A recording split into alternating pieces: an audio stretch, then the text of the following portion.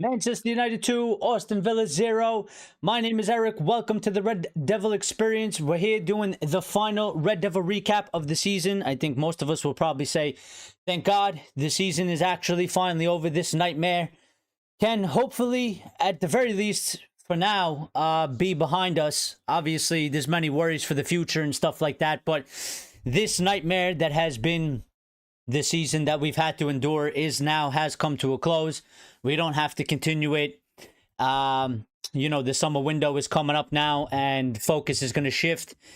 And I just want to start off the show pretty much by saying, you know what? I'm actually quite annoyed that United won today against Villa. I'm happy my team won and good for them, but I'm agitated. I'm a little bit pissed off that they've won because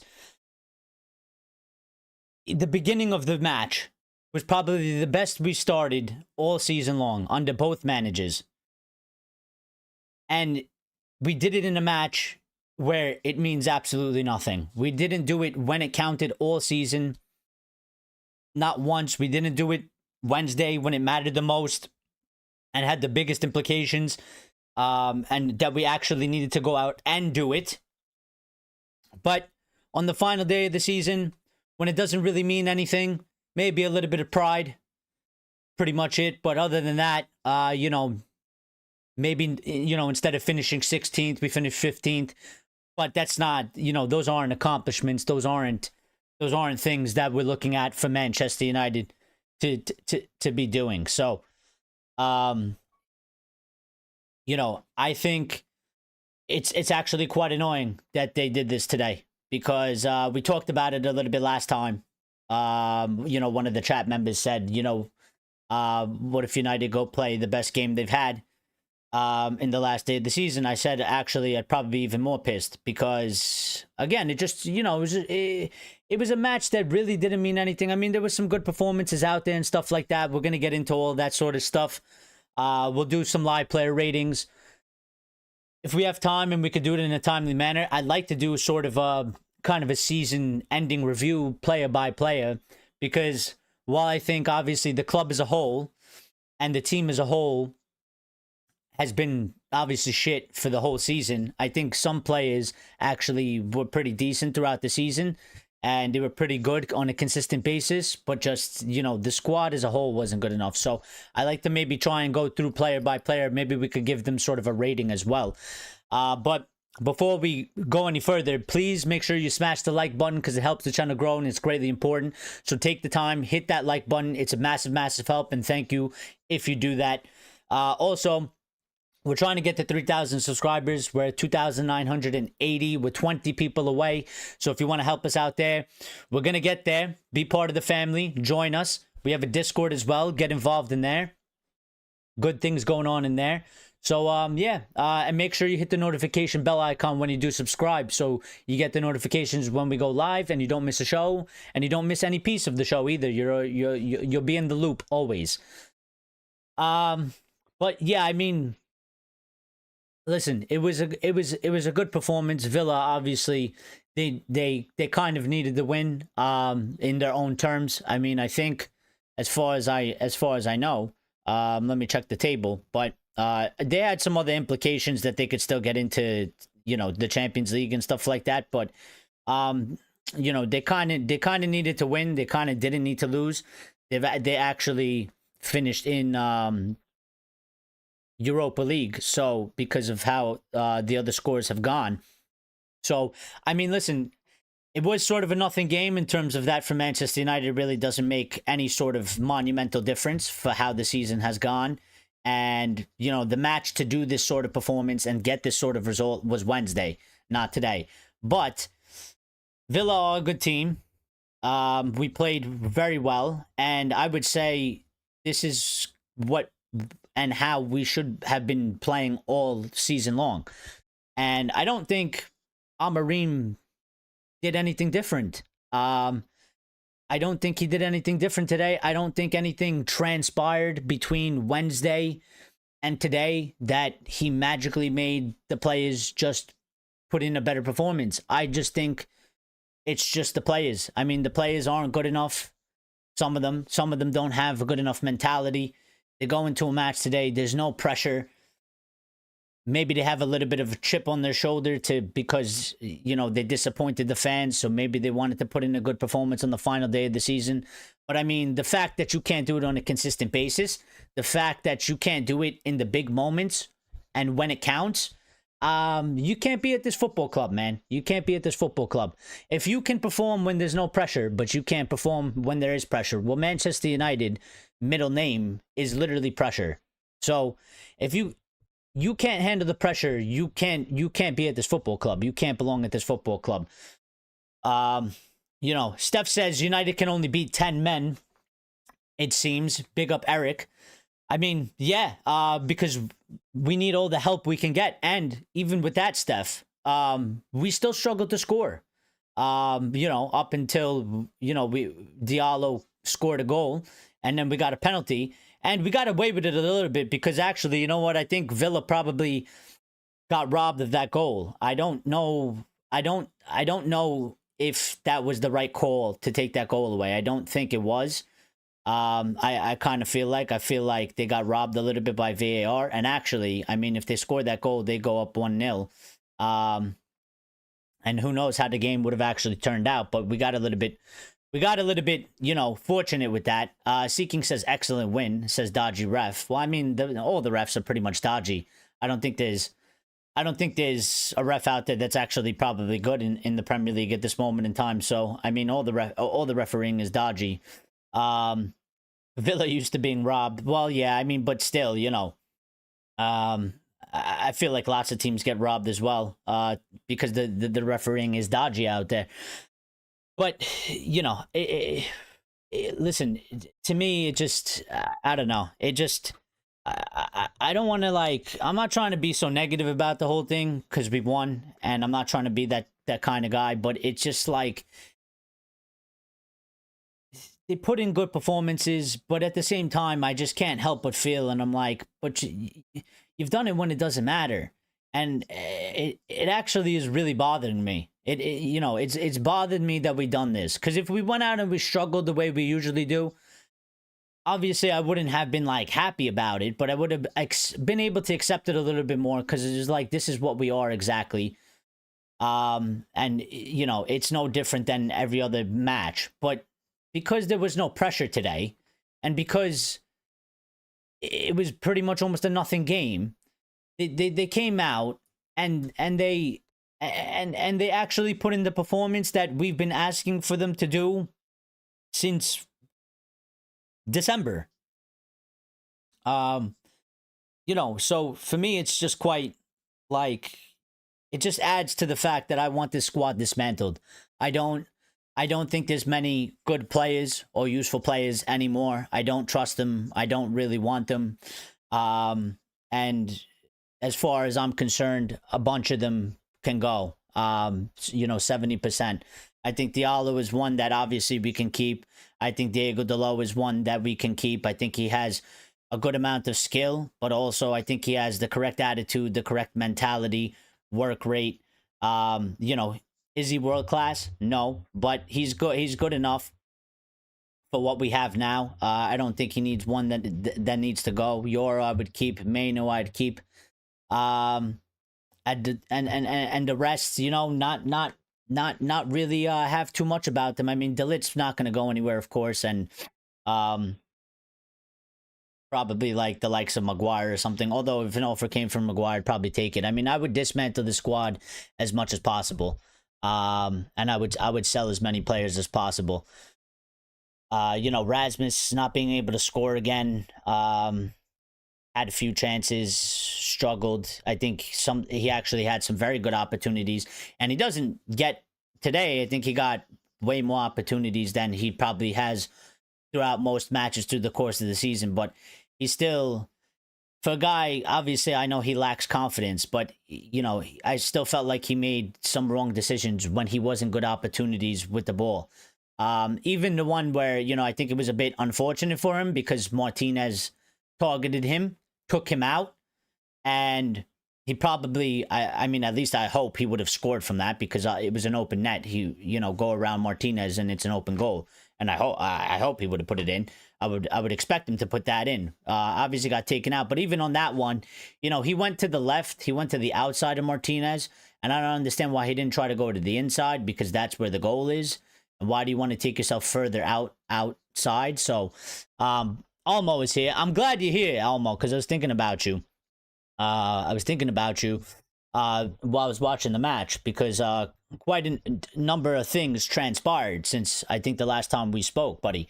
And I was thinking about how you said last time, we gave you a little bit of shit for it, but you said we need to sell 15 players, and I kind of half agreed, but I said, I think that we do it in a process, but because of the way things have transpired, Almo, and what we saw in that final, I've moved over more into your camp, even more. I'm going more aggressive with it. I think the club has to be more aggressive with it. I think because of the circumstances, I actually think that they can't not be.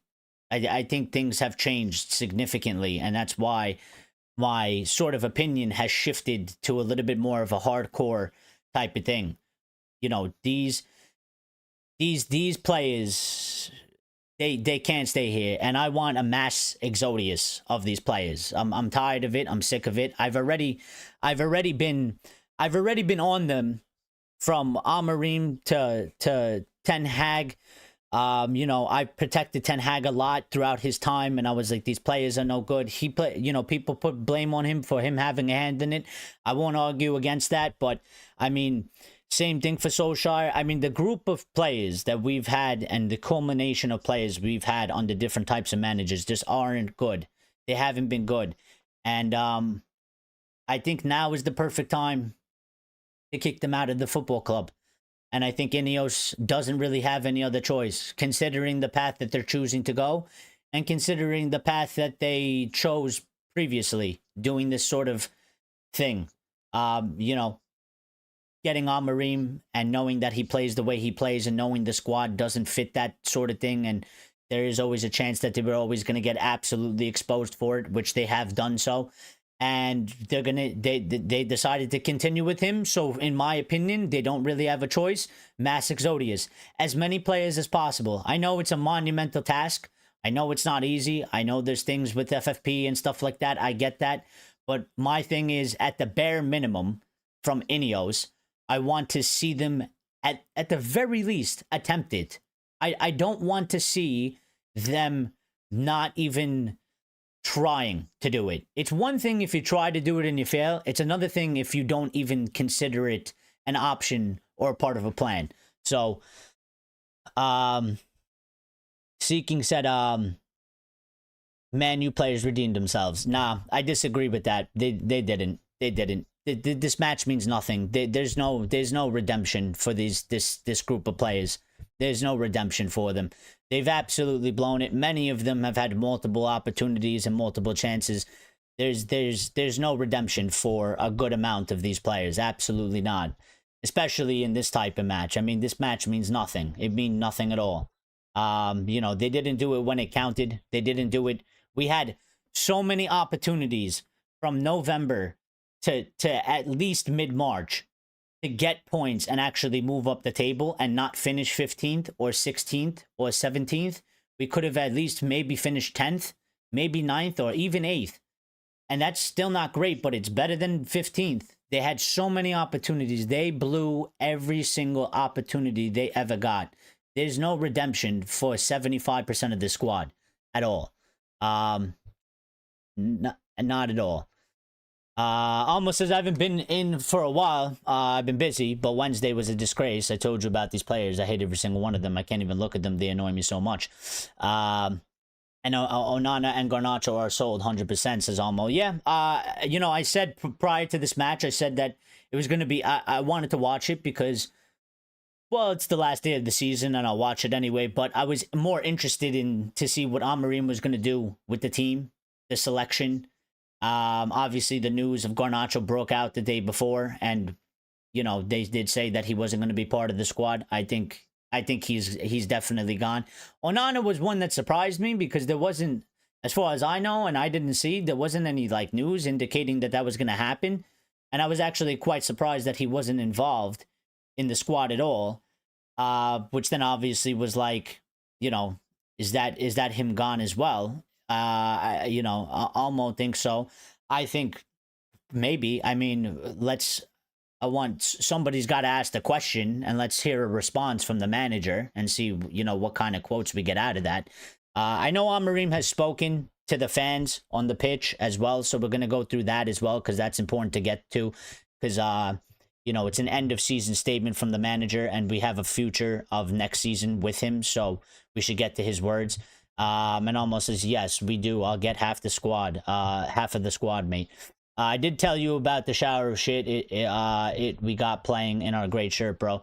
Not at all. None at all. Onana is finished, so is Garnacho. A lot has changed. Do you think Mount still needs to stay? He's not very good, bro. He needs to leave. Well, maybe, but I don't know necessarily. See, for me, Mason Mount, the way I view Mason Mount is he's still at sort of a lack of opportunities when compared to, not opportunities, but just like amounts of chances that he's gotten because of his injuries, compared to some of these other players that have been in the squad that constantly have been playing matches, that have been here for maybe a few seasons now, and get a lot of game time. So I'm still not 100% against or sold on Mason Mount, like if he is a good player or not, or can be a good player. I feel like I would still maybe like to see him get some more opportunities and chances, because I just don't think in the short period of time it hasn't been great. But at the same time, I can't help but think the guy hasn't played a lot of football for us. He's been back. He's missed a lot part of the season. I could see how maybe he might struggle in a certain aspect. Maybe he can still come good. He obviously has to stay fit, though. I mean, Luke Shaw out with another injury. We can't keep him. I don't know what we're going to do with him, because we obviously can't sell the guy. And nobody's going to buy him, because nobody's going to want to spend money on that. But, I'm to the point of rip up his contract, man. Just terminate the contract, because it's a waste of time. It's a waste of time. Injured again already. What are we gonna do? It's a waste of space. Just use Dorgu and use Amos, and forget about Luke Shaw. Forget about him. I mean, he's a waste of time. He's a waste of space. He's never going to be able to stay fit. He's only getting older. It's only getting worse. The amount of, it reoccurring and him being out is only increasing as he gets older. So, out. It's got to. I don't know what you do with it. I mean, the only thing we really could do is terminate the contract, but I don't think Manchester United are kind of in the business for doing that much. He was a disgrace in the final, but then again, so was the whole team. That's kind of the thing, Almo. Like, I mean, you can just, you could probably pick any player from that match, Almo. I mean, Bruno was absolutely, he was the same. Bruno was a disgrace as well in the final. I mean, basically all of them were, barring, Euro and like one other player, pretty much. They had a decent game in the final, but everybody else was absolutely dreadful. So, I don't know. But I mean, my stance kind of is, listen, barring maybe like 5 or 6 players, players that are maybe sort of like a Mount or Bruno or Rasmus or, these types of players, those kinds of players.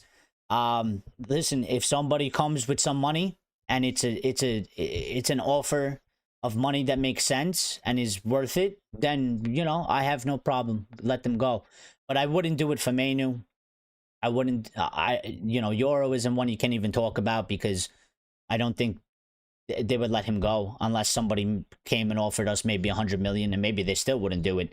Heaven is one that obviously we shouldn't be looking to get rid of either, or in any sense. There's a few players there that we can work with, but I think there's players that have been here for quite some time If we can, maybe like Bruno, we should cash in. Again, I think 100 million for a 31-year-old when we don't have a team, I think is a no-brainer.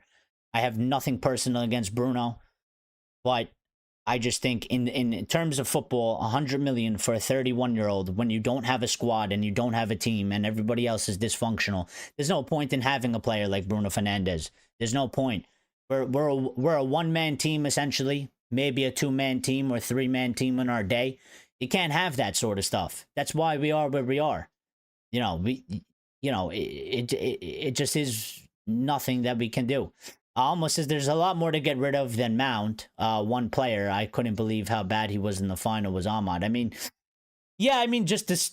I mean, I don't know what it was, man. The squad, the team, in that final was diabolical. So, but Ahmad played very well today. So did a bunch of the players actually. But I mean, Ahmad played very well today. I said it in the Discord when we were having our chat.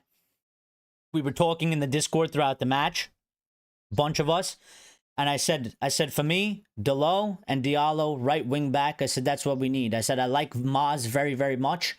I don't want to see Maz as right wing back. Maz, I think, is beautiful at right center back. I like him there, and I think Delo and Diallo can play the wing back position perfectly. I think they do exactly what you need to do. And it's two different types of sort of characteristics because Delo is obviously more of a defender than Diallo, but they can both do well from that side. Delo puts in good crosses. He gets in the right positions. He's a team player. He's unselfish, and he's decently smart when it comes to making decisions as well. So, and Diallo's much more effective as a winger in the attacking sense. And I think it actually helps him. I think it plays to his game as well. Him to be making those sort of deeper runs and getting in behind, and getting more space to do that sort of thing. I think he's way better there than he is at a 10. So, Ray says about time we show up at Old Trafford to get a win. Remember, against 10 men. Well, it's against 10 men, and it's also a match that doesn't really mean anything. I mean, there was no pressure today, really. They blew everything already.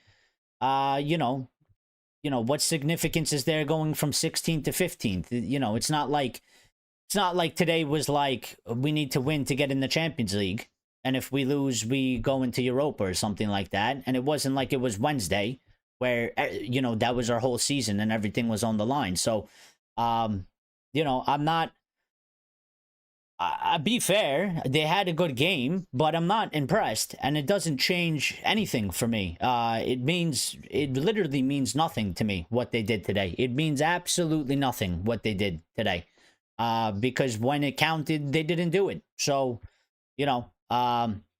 it's time to revamp for top to bottom, time to trust the young lads. Well, I do believe that next season we will see more of an injection of the youth. And I go off that. I could be wrong because could be different, but from Amorim's career so far, he has done this at both the clubs that he's been at. So he didn't do it when he came in November, but I don't think he favored the circumstances too much. You're in the midst of a season. It was already not a great situation. I want to see, and we'll know the answer, because when we get to preseason, he's obviously going to bring a bunch of the youth there. They're going to get some opportunities, or at least they should.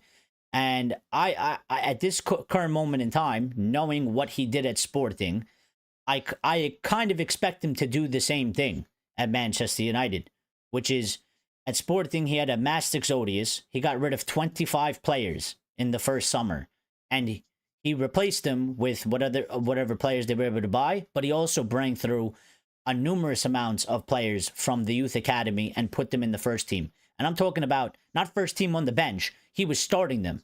He was starting them over 28-year-old experienced players. He took the captain out and was starting 18-year-olds over them. And players that just got there that season, he kicked them out of the squad. And this is what I'm looking for from this, because I think we should absolutely try to replicate it. Obviously, it's different circumstances because one is Premier League and one is United, but the basic form of the blueprint is there. You have to tweak it for the Premier League and for Manchester United and for the competition, but the basic form of the blueprint is still there. Mass Exodus, as many as you can. The goal is aim for 20, aim for 15. Realistically, you're not going to get all that, but you got to try and get as much as possible. You don't aim low. You aim high and you go as high as possible to do it. And from that point on forward, I think he will bring more youth players in for next season. I think he will. I think it's probably a better basis and a better starting point for him to do so. I think he can include them in the preseason, which is, I think he views that as a massive help in terms of integrating them and getting them some better experience and developing a little bit more. And I think he can go from the beginning of the season throughout and include them little by little, more and more and more, and let them grow gradually and, kind of ease them in a little bit. Because, again, the situation at the club isn't great either. So, almost as I wouldn't get rid of them like Euro and Ahmad. I'm talking about like Casemiro, etc. Yeah. I mean, I think everybody kind of has like the basic. Everybody sort of has about the similar players that we should go. I mean, Cass is one that I don't know if you're going to be able to do it. Again, I would say if you can do it, I would do it. But there's some players there that when I speak about it, I like somebody like Cass, I won't necessarily mention, because there's other things behind that the fact that his age and his wages and his unwillingness to sort of leave as well, because I mean he's stated multiple times he wants to stay. Also a little bit of his resurgence. I think Ruben still kind of respects him to a certain degree. That he kind of worked back from where he was. I mean, he was pretty much out. He worked himself back in. I think Ruben admires his attitude and the professionalism and stuff. And that's a big part of what Ruben is trying to build. It's not only just about ability that he wants. It's not just about how this player plays in my system. Do they have the abilities? He's also trying to get the aspect of the personality and the attitude and the mentality of players. And if you don't have, you could have the skill. We're seeing it with Garnacho. You can have the skill, but if you don't have a proper attitude and you don't have a proper mentality, you are basically pretty much deemed a virus. I mean, you are deemed as, you're no better than a player that doesn't have skill if you don't have a good mentality and attitude. So I think there's more than just one thing. I think it's more than just, this guy can't play 10 because he doesn't have the certain attributes. There might be some players there that their attitude is piss poor, or their mentality, or they're very selfish. And I said this weeks ago, Garnacho played a lot, and I was saying, when Garnacho was doing his selfish things and people were pissed that, he wasn't getting taken out for being selfish. And I was saying, well, he's kind of in a position we don't really have a lot of options to choose from. And he's probably one of the only. And I was like, he's probably doing, I always figured and I always said, if there was more options, I don't think Garnacho would be playing all these games. And I don't think he would be playing the amount of minutes he would be playing. And as soon as we got Mount and a couple of the players back, and Mount was able to play more minutes, Garnacho went straight out. So he clearly obviously wasn't happy with him the whole entire time.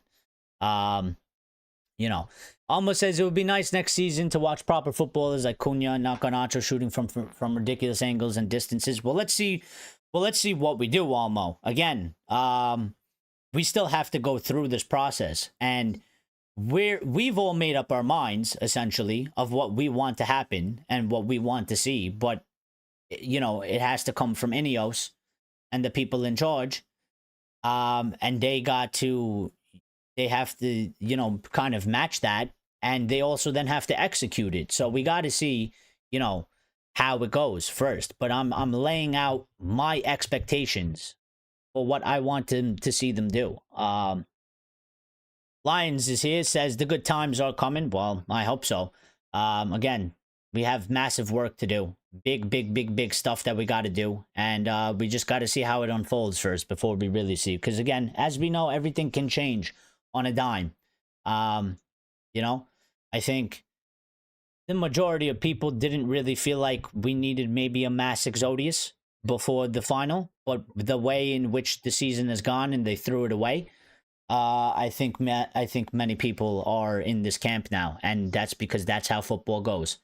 Um, there are results, there are performances that happen throughout the season. There are pivotal points and moments in the season that changes things massively. And Wednesday was the one. Wednesday was the one. Almost says, also, I haven't spoken to you for quite a long time, and the Saints situation is not looking good. I don't think they're going to take up the option. He's being shit. Well, that's fine. I mean, we talked about it a little bit the other day. I'm not worried about it because he's not going to come back, like, in terms of, like, they can send him back, but nobody in United is going to accept him back. We're not going to take him back. You know, it'll cause a little bit of a problem because, obviously, you know, we're going to have to work on it, instead of it just being done, you know, kind of like that, because it's already set up to be done like that. We'll obviously have to take time to find a different option to get him out. But I'm not too concerned about it because there's no way for him to come back. He doesn't want to come back. So it's just a little bit of a problem of that. Instead of focusing on maybe somebody else that we can try and move, we have to now use a little bit of resources and time to figure it out for him. So, it's such a blessing that we lost the final because I wouldn't want to paper over the cracks how shit this team is. Well, Almo, I said that. I mean, in the last 2 or 3 episodes that we did, the 2 or 3 shows that we did, I said that. And I said this is the reason why they have no choice, in my opinion. You know, Ineos have no choice, in my opinion. They don't anymore because of the way things went. You know, this is why I'm saying Bruno Fernandes, I would have considered it before. And, you know, I said United, maybe they could have had their cake and eat it too, where they could have kept Bruno because they don't necessarily want to get rid of him. Amorim definitely doesn't want to get rid of him. But I was like, based off of the circumstances and, you know, what has happened, you can't have your cake and eat it too anymore. You can't, because the things have changed. And if somebody is willing to offer us 100 million for Bruno Fernandes, then we should absolutely be selling him. You know, and I did say, I said it could be a silver lining for this football club, because if we won that Europa League final, maybe we would have papered over some more cracks. But I think now, because we lost this final, there's no way you can paper over the cracks, because they're not cracks. They're not cracks. There's no cracks anymore. They're full-blown holes in the foundation. You know, the structure is absolutely 110% broken. You know, how do you rebuild something that's rotten? You don't do renovation to it. You don't do renovation to something that is absolutely rotten to the core. You knock it down and you build it up over again from the beginning, from the bottom up. You know, I think Bruno is staying, going by his post-match interview. Well, we'll get to that. I mean, he might stay, but in my opinion, I'm from what I would do and what I think, considering the circumstances that this club has found itself in, considering that we lost 100 million. If somebody's offering us 100 million for a 31-year-old player, I don't care. And that's why I describe him as a 31-year-old player. Because it's not about Bruno Fernandes. It's about, from a football aspect, from my point of view. As a 31-year-old player, who is probably one of our best players, which isn't, I'm going to be fair, doesn't say much because the squad is shit. And we need to rebuild this thing. Totally. And we need a mass exodus. And we need to get in as many players as possible and as many players out. I would take the 100 million and use that to rebuild the entire squad on top of all the other sales, because you're looking at north of 300 million if you can get most of the players out. If you get Bruno out for 100, Rashford for 40, Anthony for 40, if you do the Rasmus thing, maybe you get 30. Garnacho, you could get 50, 60, maybe 70, depending on how that goes. You know, plus whatever money we already have, and then maybe if you could do some other deals, 1 or 2. If there's some offers, Onana maybe is one that it seems like is another one now. You know, so we'll see how that goes. Please smash the like button if you haven't done so already, because it is greatly important. So thank you. And let's do the player ratings.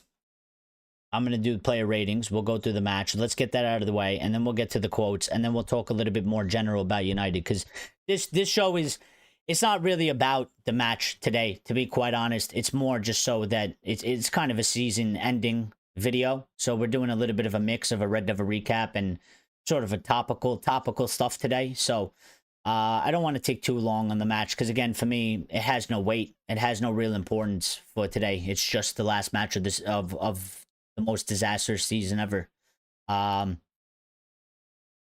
Being there, I'd probably give him, you know, I think he had some good saves. I'd probably give him a 6.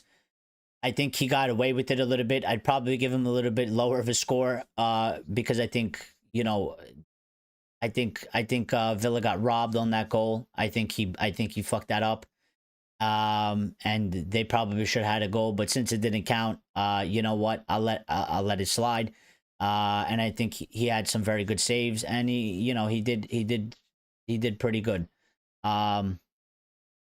Victor Lindelof, I give him a 6 too. I think he was actually pretty good, decent today.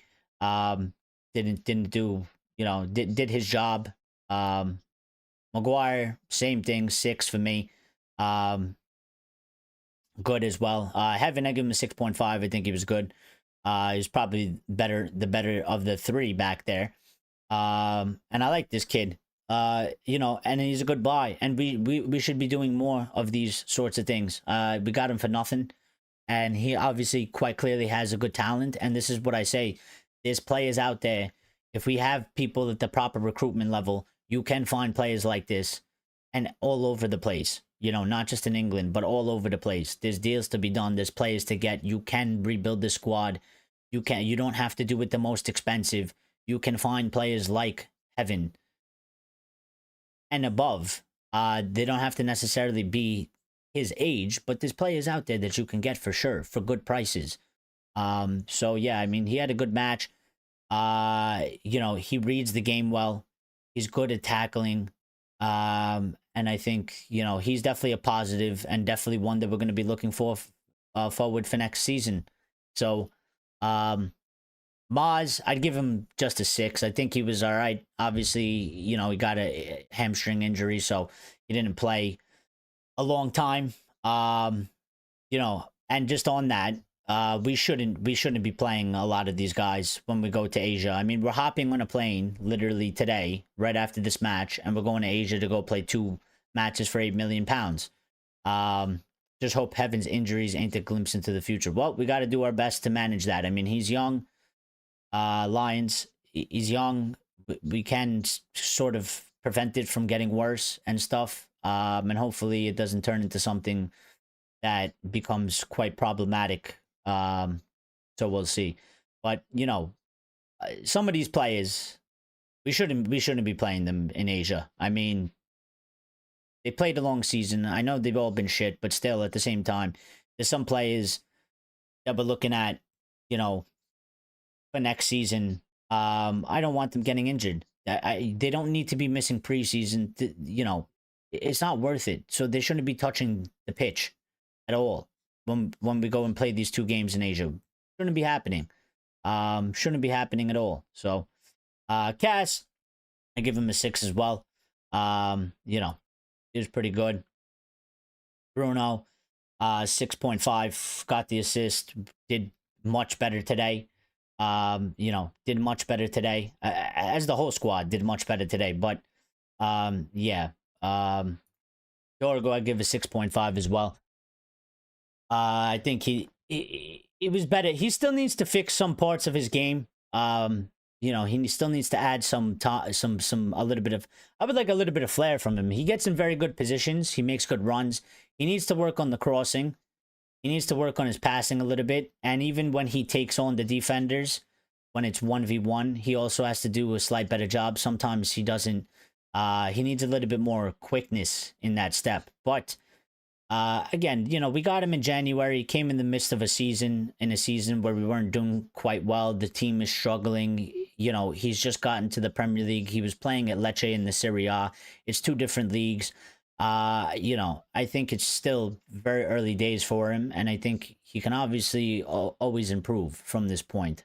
I think if any of the struggles that he has, I think it's quite normal. I'm not really concerned of it at this moment in time because, it's the whole adjustment period thing. You're not going to get somebody at this age that's really going to hit the ground running and continue on a form from January all the way through to May, especially with the way the squad is playing and the kind of squad that we have. If we had a squad that was finishing third place and we were a machine and we were playing properly and executing quite properly, I think it would be better circumstances for him and maybe he would be able to perform better and get better rhythm. But, when the team is already in free fall and dysfunctional, I find it quite hard for any of the actual players that might have some talent and might be good and can be good to get any rhythm and any form and actually play and perform decently. So Ahmad, I'll give him a 7. I think he played how we expect Ahmad to play. Again, I like him in the right wing back position. I think he's actually, for the way Ruben wants the right wing back to play, I think he's absolutely perfect for it. Hard worker, team player, quick, good dribbler. He's unselfish as well, trying to make things happen. Scored a great goal. And this was the performance that we wanted to see from him against Spurs, and he didn't do it in Spurs, but he was doing it in moments prior to him getting injured in the season. He was one of our best performing players of the season. Again, the bar is not that high, but I mean, he's one of the few, and he's one that I'd be keeping. So he's one that I think if you took every United fan and had them make a list of players out, I don't think he would be on any I don't think he would be on anybody's list to go out. I don't think not a single person out there. There's always that one, but I think there wouldn't be anybody that would put him on that list. So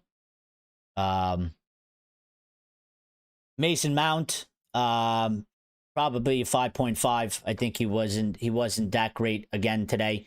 A little bit too quiet for me.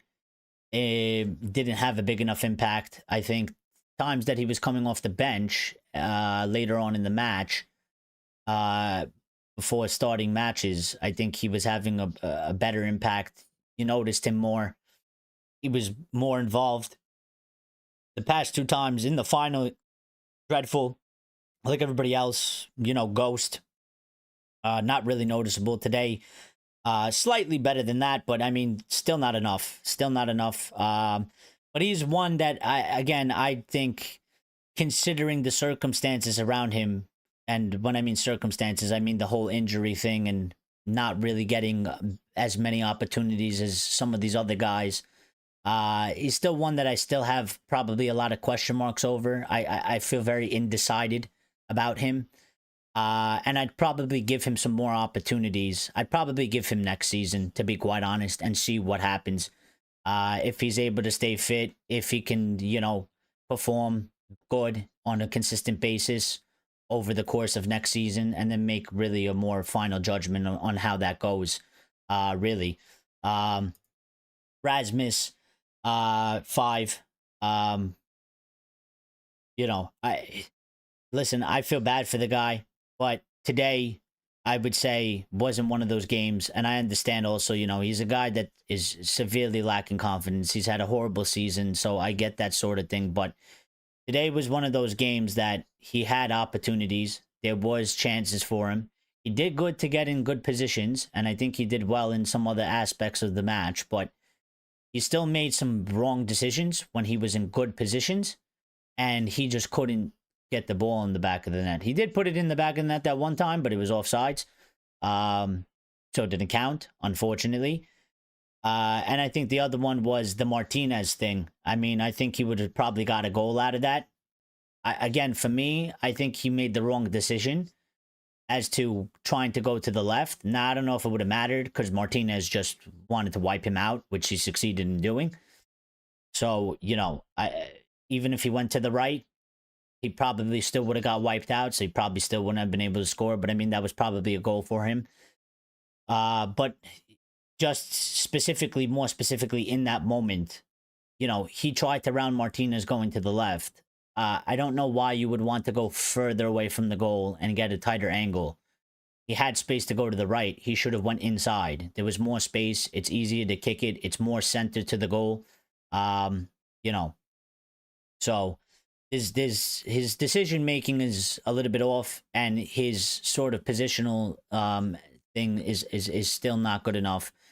And there's been talk that United might sell him, so he might be one to go as well.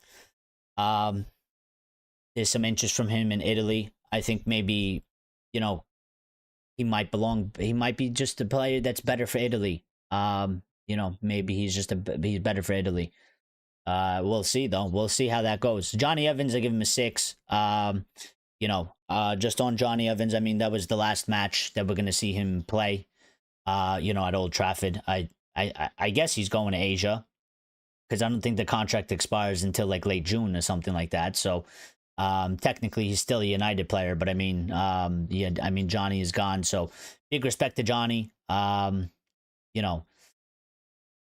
Wouldn't say like legend of the football club, but he's one that was there through the Ferguson era. And I think at this current moment in time, considering like, the state of our squad, he was one that he gets it, he always got it. And he's one of the few that's in there that actually gets it, coming from that era, and he understands what United is supposed to be. And I think whenever he was playing this season, and after Amorim came in, he didn't play much, but I think he gave his best, and I actually think he did quite well in a lot of moments. And I think he represented United as best as he possibly could for his age and for his abilities and stuff. So, good send off for Johnny Evans last match at Old Trafford. And wish him all the best in his future, whatever he does. Delo, I'd give him a 6. Obviously he didn't play a lot either. He only played like 20 minutes or something because he came on for Maz, and then he went off at halftime. So I don't know what happened with him. I don't know if it was precautionary, or there was something that he felt or something, didn't want to risk it further. But yeah, I give him a 6 just for the time he was on. There wasn't a lot he could do. I think he did decently well while he was there, but wasn't a lot of wasn't a lot of match time.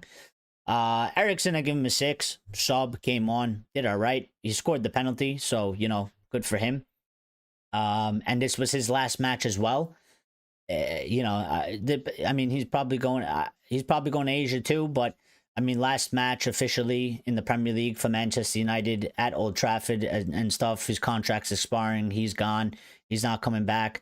For a free signing, I think he was a good signing for a free signing.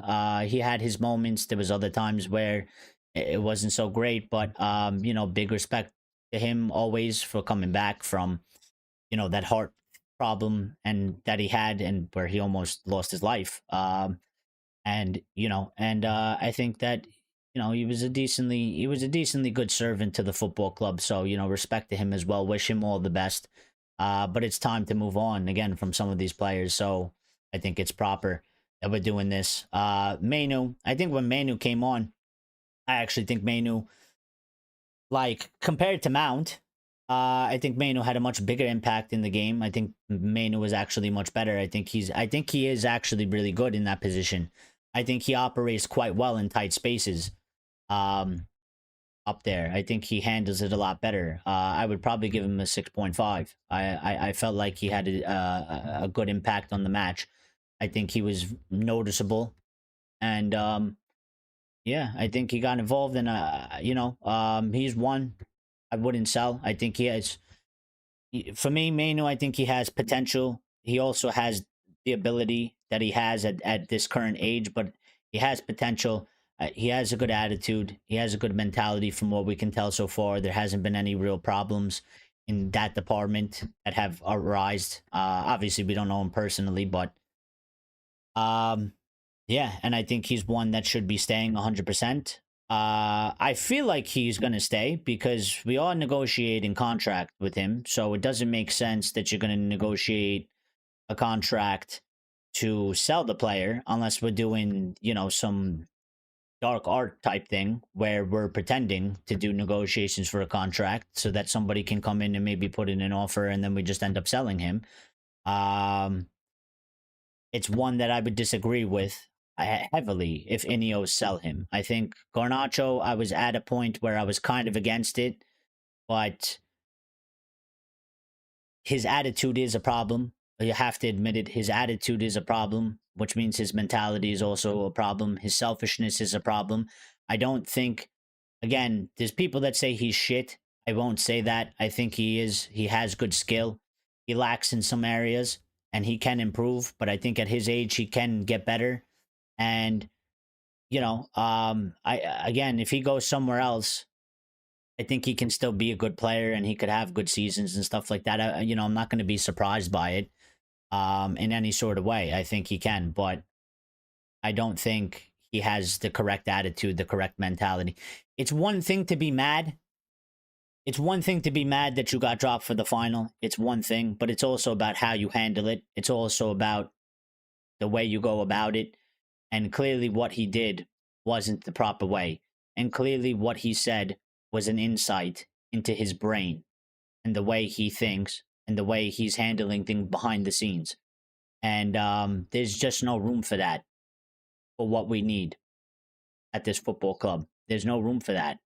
You haven't, as good as you might think you are, Alejandro, and that's fine to think you're exceptionally amazing. I have no problem with that. But you haven't made it. And we're no good, and I get that, but you haven't made, you can't act like you have accomplished these things, like you've won the Prem, you've won the Champions League, you've, carried this club to success. You can't act like that when it hasn't happened. So, there's a couple players that have been at this football club that have been like that. It's not just a Garnacho thing. It's been a thing at Manchester United. It's been a problem. That needs to be cleaned up ASAP. Cannot be tolerated anymore. Can't make excuses for that sort of thing. It's got to be cut out once and for all. Cheeto, I give him a 6. Didn't have a lot of time. Came on, did all right, but I mean, yeah. Maybe for him, he might be one that maybe I would look to loan. Maybe you keep him in the squad and you give him some more time. But I think probably best for him, considering the way he looks, playing in the first team. I think a loan to a good side where he could, where it would match his sort of playing style, or abilities, I think could do him well. And I think maybe it would serve him better, considering we're in transition. We have to rebuild and it could be quite messy. I think maybe, if it could go kind of the path of Ahmad did and send him to a team, let him play some championship, let him get a lot of games, and hopefully it goes well and he can develop. I think that might be a very good path for him in that aspect. So, I would probably look to do that. And for Amarim today, I give him a 6.5. He won the match. He put out a decently good team to do so. Probably the slight disappointments that I would have and why I didn't maybe give him a higher score is I would have just liked to see the likes of Amos and Fredrickson and a couple other guys that weren't really involved too much in the season. I would have liked to see them start or play a lot more minutes than they did.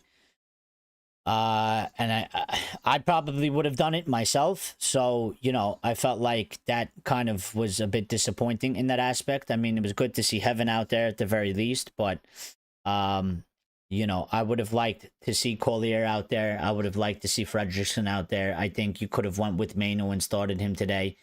I would have done so. Um, so, I mean, Mano did get about 45 minutes, but that's because we had to take out Delo and stuff like that. So, yeah. But he got the win and he set the team up well. So, yeah. Man of the match.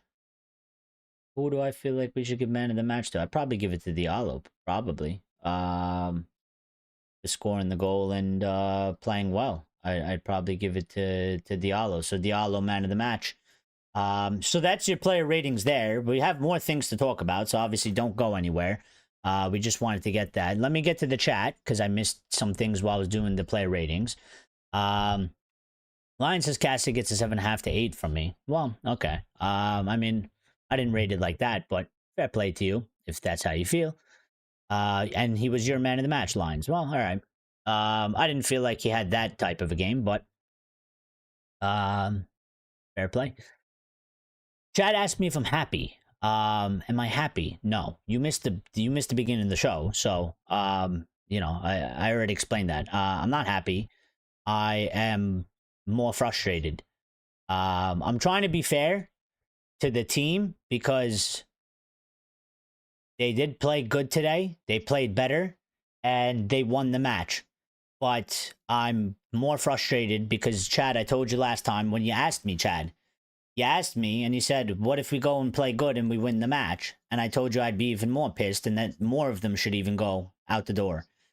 And I kind of just feel that way because it's like, and you point out we struggled against 10 men. We did to a certain point, and then we kind of got over the line a little bit, but we had a little bit of luck with the VAR thing.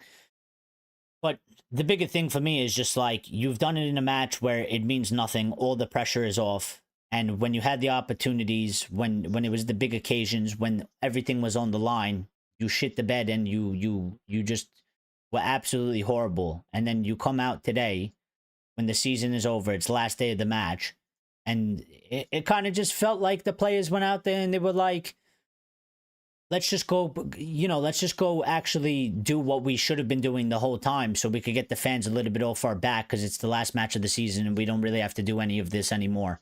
And that to me just makes me feel like, well, now I want you even more out. I want you even more out now because I said it in the Discord while we were watching the match. We were chatting throughout the match in the Discord. And Lyle is somewhere, and he'll probably drop a link to the Discord. It's also in the profile of the channel. So if you want to go into the channel, there's the link there as well if you're not in there. But I said I asked the question and I said, why is it that this is the best start to the match that we've had all season under both managers? And Lion responded by saying no pressure. And I was like, well, if that's the case, then they have to get kicked out of this they have to get kicked out of this club even more, because if you can't handle pressure, you can't be at this football club. You don't belong here. Manchester United's middle name, it's Man Pressure United. And that's not a very good name, but United's middle name is literally Pressure. I mean, it comes with the shirt. It comes with the club. If you can't handle that sort of shit, you can't be here. You shouldn't be here. You are at the wrong football club. 110%. You want to play for a football club that doesn't have pressure and lets you play a good game? Go play for Real Betis. Go play for somebody else. Go play for a different team, because you're not going to get it here. Doesn't matter if we're 1st, 5th, 10th, 12th, 18th, 20th. In the championship, you're gonna have pressure. You're gonna have scrutiny. You're gonna have all the talk is gonna be about you. If you can't handle it, you can't be here. So, I'm on every ball in the first half. Pass backwards. How about turn and run forward? Well, I mean, I don't know. It seems like that's part of the tactic in that aspect. When you play that 10. That 10 seems like it's one that's supposed to sit and offer support. It's not one that attacks necessarily first. It seems like that 10 tactically is a support role where you sit You sit, the ball comes to you, and unless somebody makes a run in front of you, you're there to be used to hold possession. So, because obviously when he went to wing back, he didn't do that, and it changed. And that's why I say for Ahmad, considering his characteristics and his abilities and the way he plays football, I think the wing back position allows him to play perfectly. I think he has exactly what it takes to play that position. He has the mentality. I mean, there was one instance where he was all the way on the left-hand side. He fucked up. He made a shit pass backwards. He lost the ball. He gave it to Villa in a very dangerous area, which, by the way, is one of our biggest problems, because it's not just him. We do that all the time, and you can't do that because that's how we concede. And I was like, here we go. We're going to concede off of this now. And he did very well to sprint all the way back to the middle, get to the guy that has the ball, and throw his body and put his body on the line, get a foot in front of that ball, and block that shot. And that's why I like Ahmad, because he's a player that has that sort of characteristic. And we need more of that. We don't have enough of that in enough of our players. Too many times throughout the season, I've seen players where they fuck up, they make a mistake, they give the ball away, they put their head down, they start jogging back. They don't give 110% to try and get that ball back. Ahmad does it. He does it. There's a couple players, very few, very few that do it. Too many of them. They throw their hands in the air. They don't sprint back. They don't try to rectify their mistake. Too many of them.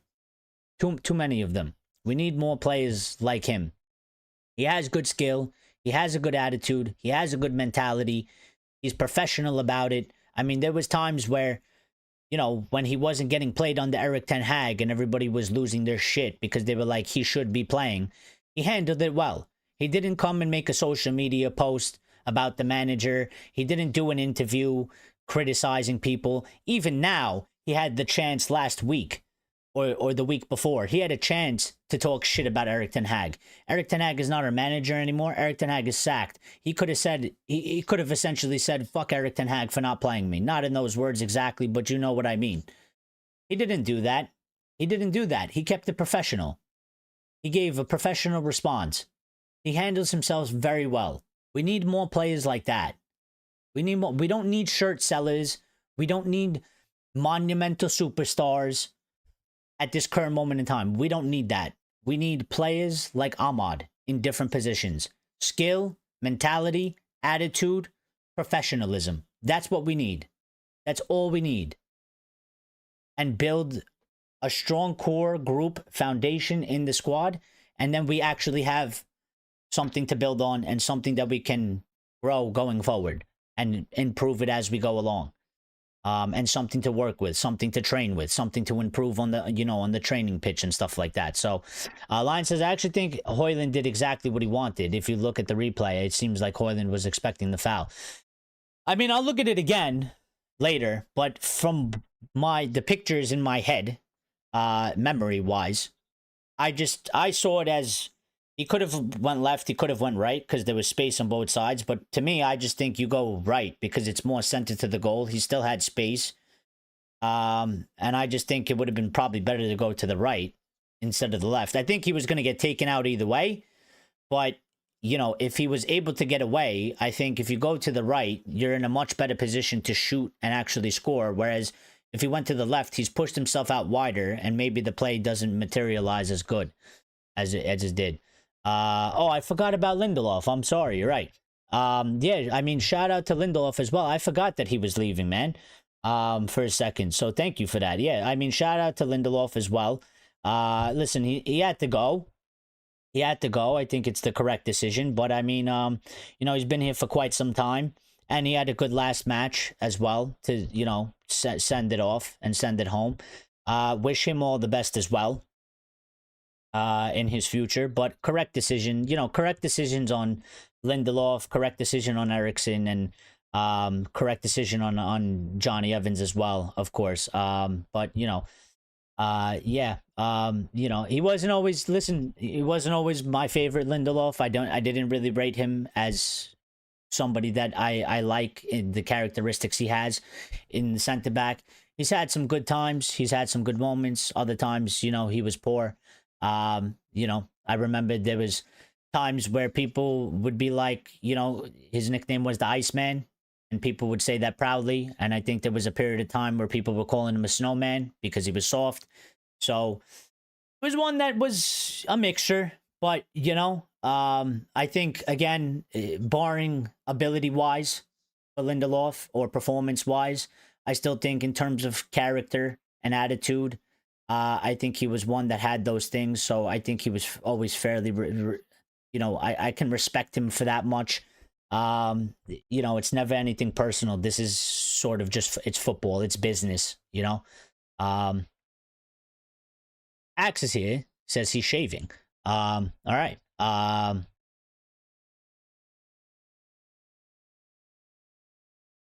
Cheeto needs a loan, says Lines. Hold on, let me just make the chat bigger because I can't necessarily see.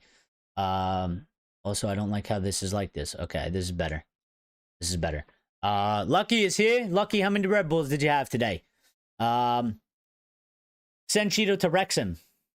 Send him somewhere where it makes sense, I would say. Lucky says, Jean Play, Marteta, Brian Mwembo in, Ahmad Diallo, Harry Maguire, Xerxes, Aiden Heaven, Patrick Dorgu, Manuel Ugarte, Mason Mount, keeping. Well, I mean, yeah. I mean, I don't think Xerxes is necessarily going to go anywhere. Definitely not Heaven. Definitely not Dorgu. I don't know about Ugarte, to be quite honest, but I feel like probably not. But I think it's quite. Let's paint this picture again. I'm gonna go through this Ruben Amorim thing because I want to read this to you guys. I want responses from what you think about this. Somebody has created an absolutely excellent thread, and the reason why I've been saying the things from this thread is because it was basically like they took the words out of my mouth, but they wrote it probably in a better way than I could explain it, thinking off of things off of my head. They sat there and actually properly wrote it out, but I agree with every single thing that they wrote. It was like they went into my head and put it in Chat GPT and made it format it properly so that it comes out nice and clean. So I'm going to go through that and I'm going to read that thing. It's quite long, but I think it's important and we can do it on today's show because why not? So, Bruno Fernandes wastes chances again. I mean, yep. I said this again. I like Bruno. I rate him as a good player. I think he's been a good servant to the football club. And I will say once again, I think he's been our best signing. And because when I say best signing, I mean by money we paid and having the biggest impact. Post Sir Alex Ferguson, I think he has been the one that has been the best. And again, obviously the bar isn't that high because we're quite shit at recruitment. We've been quite shit at recruitment for a long time and we've made a lot of bad signings. But I said the other day, I like Bruno. I rate him as a player, but I don't think I actually don't think he necessarily fits Ruben's system. The type of player he is and the way he plays, I don't think he actually fits Ruben's system. Now, Ruben wants to keep him. And I think Ruben probably wants to keep him because Bruno does have good ability. And maybe let's say the problem of the truth is that he isn't somebody that actually fits Ruben's system. Ruben knows this. But he might say, well, he has good ability and they respect his attitude and his mentality and stuff like that. And so therefore, if you're tipping things on a scale, maybe there's 5 things that are good, 2 things that are bad, that don't necessarily work. And maybe he's looking at it in that sense. Because again, it's not just all about how do you fit into the system. It's also about these other things that are involved in terms of character and stuff like this. And he rates that stuff more highly. Maybe, so I don't know. But from a club perspective, a club point of view, there is a dilemma because I mean, you could find yourself in a situation where it's one of Ruben's sort of ultimatums that if you get rid of Bruno, because he rates Bruno highly. If you get rid of Bruno, maybe Amorim walks because he goes, no, I'm not doing this now. So I don't know if that would happen. Maybe he would accept it. Maybe he would be like, you know what? It's the last thing I really want, but the club circumstances are quite messed up. And you know, at the same time, maybe it could help me actually rebuild the squad as well. But I don't know. We'll see how it goes. So, Elias said, drop a like, subscribe, get in the Discord, and he dropped the link to the Discord. I'm gonna post that. I'm gonna pin that to the top of the channel so that if makes it easier for you to click that link and get in the Discord. Lion says Bruno Fernandes created more chances 91 than any other player in the 24-25 Premier League. He did. He creates many chances. You know, again, I don't say he's a bad player. It's not why I want to sell him. You know, I'm not saying to sell him because I think he's shit and he's horrible. What I'm saying, I'm saying to sell him for different reasons. This is the 5th time he has finished top of the chance creation charts. Yep. Yep. I mean, I know that's part of his game. So, Mazuari keep as well, says Lucky. Yep. Lindelof, Eriksson, Luke Shaw, see you later. Well, Lindelof and Eriksson for sure. I mean, they're gone. Luke Shaw, I don't know what we're going to do. Again, I said in the beginning of the show, I mean, he's hopeless. He's useless. Like, he literally is. Another injury, out. We can't rely on him. We can't have him. We can't use him. There's no point in trying to really include him. Nobody's going to come and buy this guy, though. Nobody's going to give us money. I mean, for us to send him to another club, we'd have to pay the other club to take him. So, the only thing that we can really do is terminate his contract. Otherwise, he's just going to stay here. And he'll be somewhere involved in the club in the background. But, you know, if that's the case for me, I wouldn't even hold any high hopes for him, to be quite honest. I would just push him to 3rd choice and just go with Dorgu and Amos. And Dorgu and Amos 1st and 2nd choices. And then, you know, if you're available, sure. But, like, there's no real future in you, buddy. I mean, you're only getting older. The injuries are only going to get worse. They're only going to be longer. There's just not. And how he played in that final was bad too. He was another one that was absolutely horrible. So, Suleimana, Tyler Dibbling takes Bruno Fernandes' position. Yeah, but I don't know if we're going to do that in that case. So, Chad says, what manager would leave because of a player like Bruno? LOL. He plays all the games also.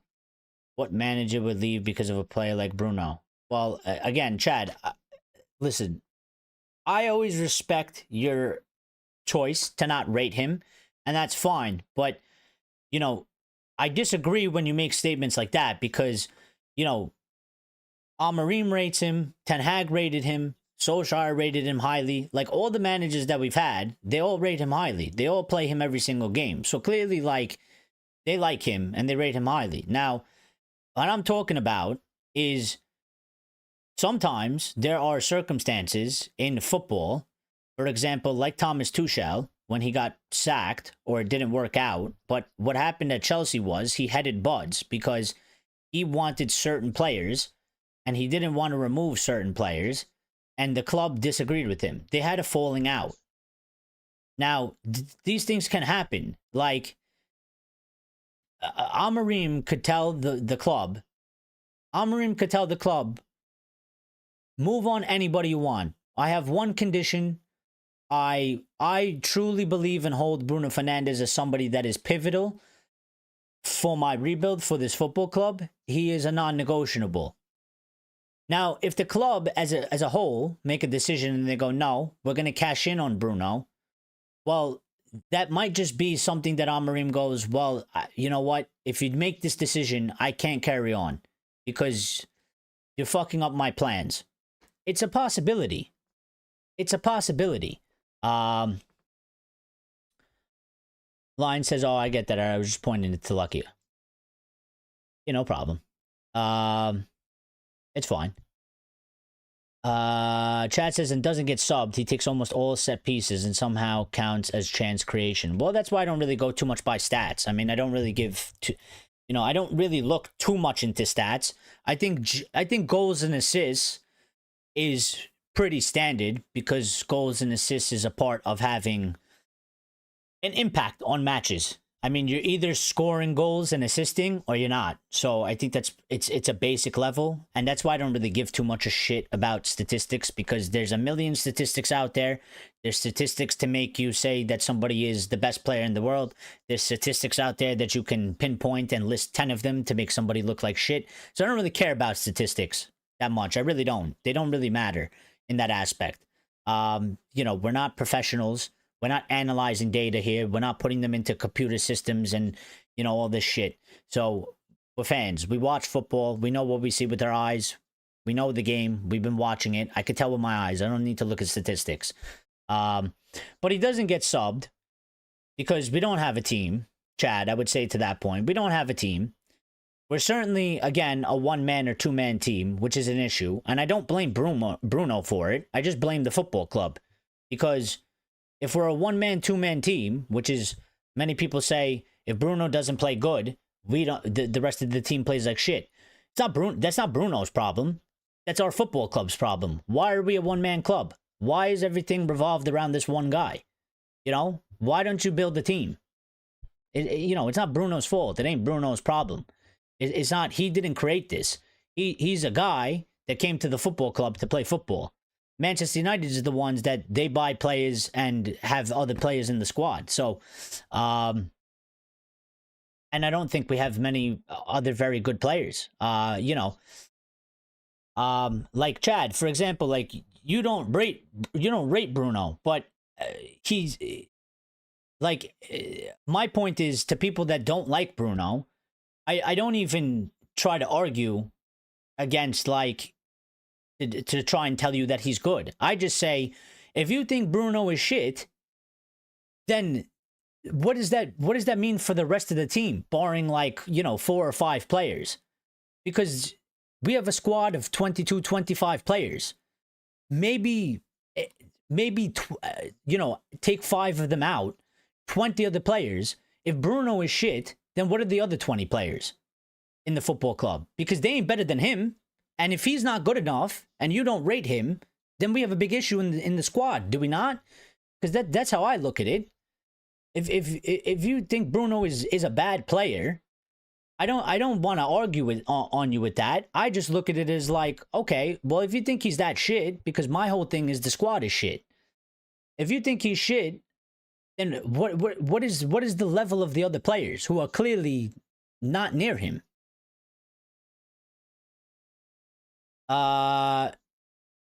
Ray says, if Bruno keep him at the club, let him walk now. I mean, but I don't know how that, again, I think there's too many, there's different factors though. It's the club has to make a decision. He also has to make a decision. And then, Ruben will be there putting in his input about it as well. So it's kind of 3 different aspects. Also, obviously, I mean, I think they've properly put the bid in. So, it's not like it's not like that, but we need the money as well. I mean, it needs to make sense. Again, for me, 100 million, totally acceptable, 110%. If somebody wanted to offer us 50, I tell them to piss off. I wouldn't do it for 50, but for 100 million, for double that money, yeah, I would do it. Lucky says, I'm with the manager. If want players, stay. Okay, playing every game, some reason.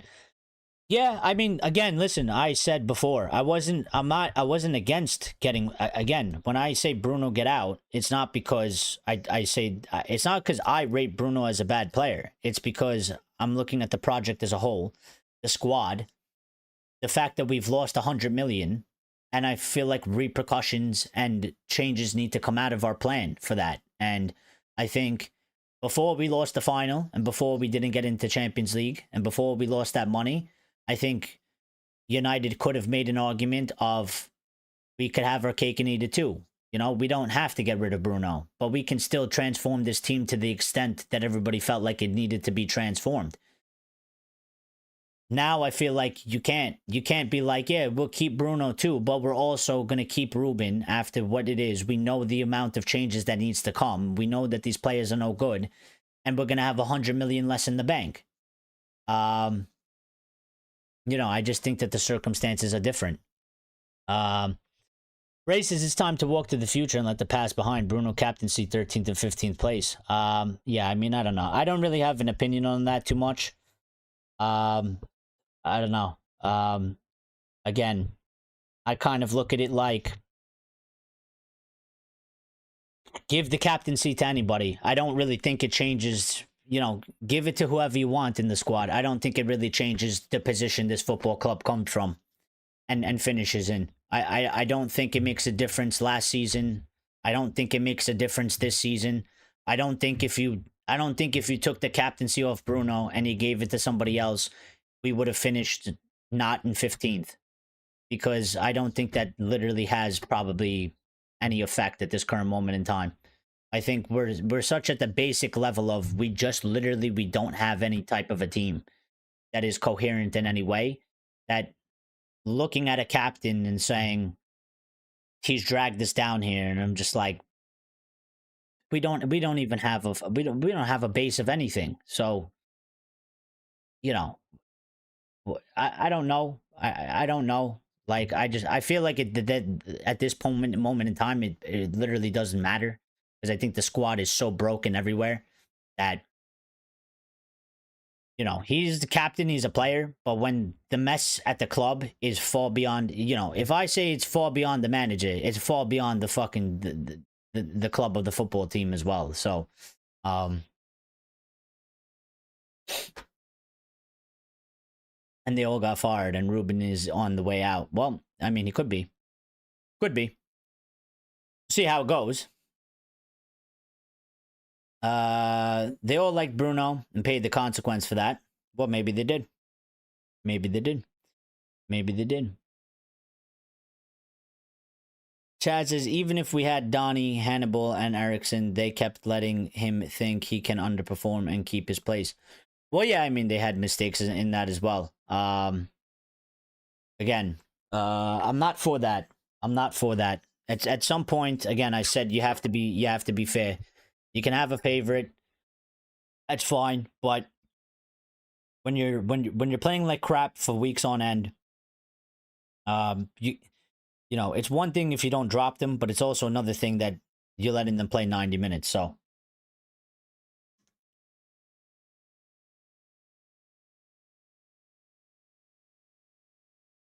it means they shit too, and Bruno is replaceable as well. But to me, it's like, I'm not even trying to replace Bruno Fernandes. My point is, because I see many United fans out there, and they're like, how do you replace Bruno Fernandes? And what guarantee is there that you replace Bruno Fernandes? It's not about replacing Bruno Fernandes.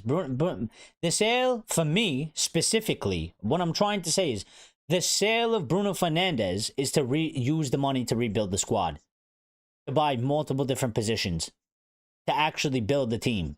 It's not about Bruno needs to go because he's crap and we don't rate him and whatever. It's not about that. It's really about, you have a player that's 31 years old. We are a 1 to 2 man squad. Our team is dysfunctional, and we need as much money as possible to change the team as much as possible. And he is the only player at this football club that is going to get you the amount of money that is being offered. Like, and that's why I don't even think he's a bad player, because he's the only one there's nobody in our team besides him that's Saudi Arabia is willing to pay 100 million for. So he's the only one that can get you that money. And we've talked about sacrificial lambs in the past. Many people said it had to be Marcus Rashford. But I think we're still at the same point that we need I think even more now, we need a sacrificial lamb. I think he probably would be that sacrificial lamb, because I think many people rate him. Many people like him. Many people don't want him to go. People at the football club don't want him to go. People in the hierarchy don't necessarily want him to go. Ruben Amorim doesn't necessarily want him to go. But I think for the benefit of the club as a whole, considering the money that would come and what would allow us to do in terms of personnel, I think you need a sacrificial lamb. I think you need a sacrificial lamb. Suarez was so good, he made the rest of the players up to the game. Bruno don't have that effect. Sometimes I think you can say that, but again, I don't think it's different circumstances. I don't disagree with that. There's players that make other players up their game, but I don't look at it. I don't look at United that way. I don't think that there is, the way I view the squad at the moment, I don't care who you get. I mean, we had fucking Ronaldo. It still didn't really make a difference. I don't think there is a player at this point in time, if you took Bruno out and you put the most elite player that, like Chad described, somebody like Suarez that made the rest of the players up their game. I think if you took them and put them into Manchester United, I don't think anything really comes out of that. I don't think they have the effect of that the rest of the players up their game, because I don't think they can up their game, because I think we are fundamentally, deeply rootedly broken across different. Again, it's too much for one player and one manager. The problems that we have, it's too much for one manager and one player to have this sort of effect. We're not there anymore. We are so far away from that, from where that used to be a thing for us. We are so far away from that. We need to change a lot, for that to become a thing again, because we are so far away from that. So I don't hold that personal on anybody.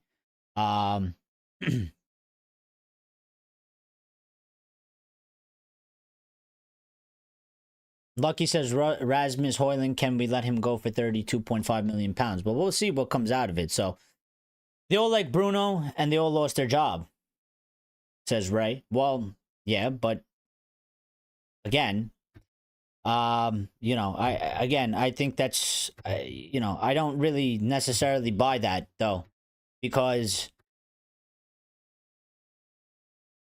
I 110% disagree that you can just say solely because they all liked Bruno, they all lost their job. I don't really understand what kind of statement that is. So it's not because that we're shit at recruitment. It's not because we have shit players and other players that are shit that play in the team and the team is shit and the team can't play together.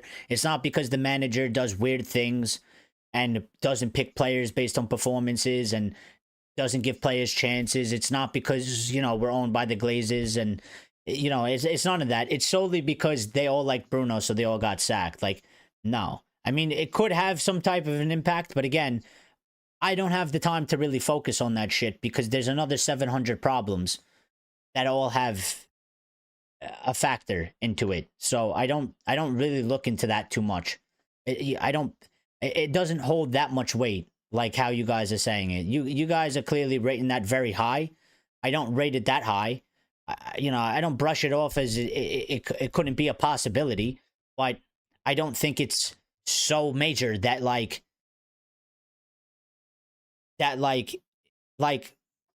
let's put it this way. We go into the summer, let's change absolutely nothing. We'll keep everybody but Bruno Fernandes. We get one player in. What happens to the team? Do we get any better? Are we going to finish higher than 8th? Are we going to get top 4? Are we going to play good?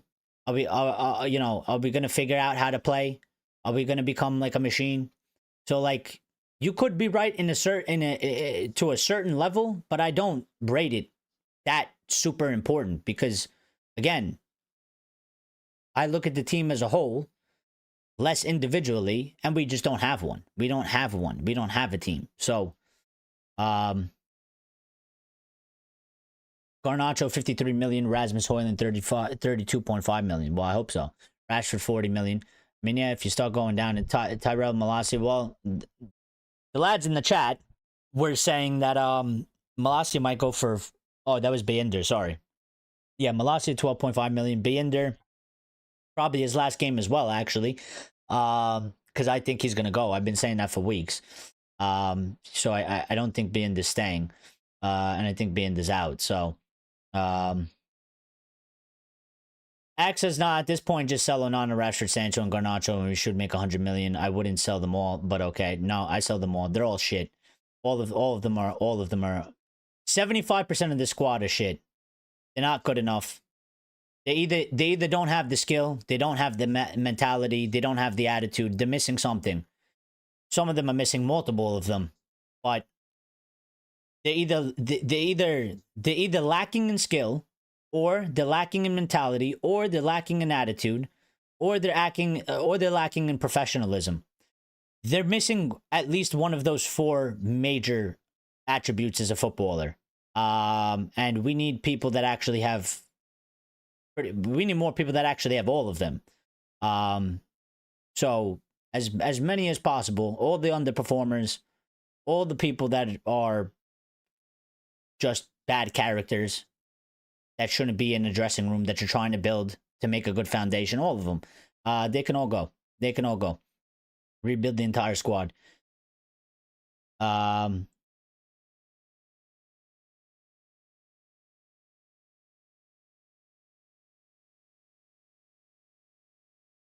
The hockey chat going on in here. Lucky says Rasmus Højlund, Rashford, Alejandro Garnacho, Lindelof, Luke Shaw. See you later. Yeah, I mean, we could go deeper than that for sure. No time to improve. Gave chances. Sancho as well. Well, Sancho 100%. Best in class. My late uncle. Oh, you guys are talking. Yeah, you guys are talking hockey. All right. You could keep doing that. I'm gonna jump and go to, because there's been some quotes.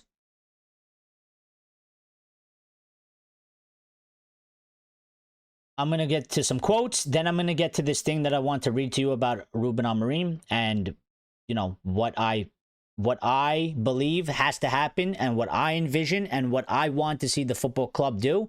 I don't know if they'll do it, but I'm saying that they have to do it.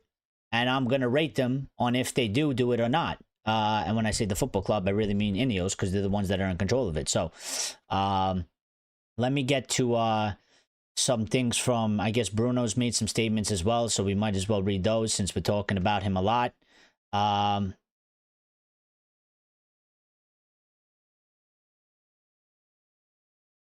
Let me see where I can find these sorts of things. Where is it? Because I've seen them before. So, no, when you need these things, they're just never here. All right. Here we go. So lots of stuff that we're going to read through. I'm just going to kind of read through all of them. If you guys want to, comment, and then I'll jump back to them as we go along. So, Amorim, I think this was him speaking to the fans directly. He had a microphone on the pitch. He said, first of all, I want to apologize for this season. I'm really disappointed with the team. Secondly, I want to say thank you. We are very grateful for your support over the season. I know it was very hard in many games.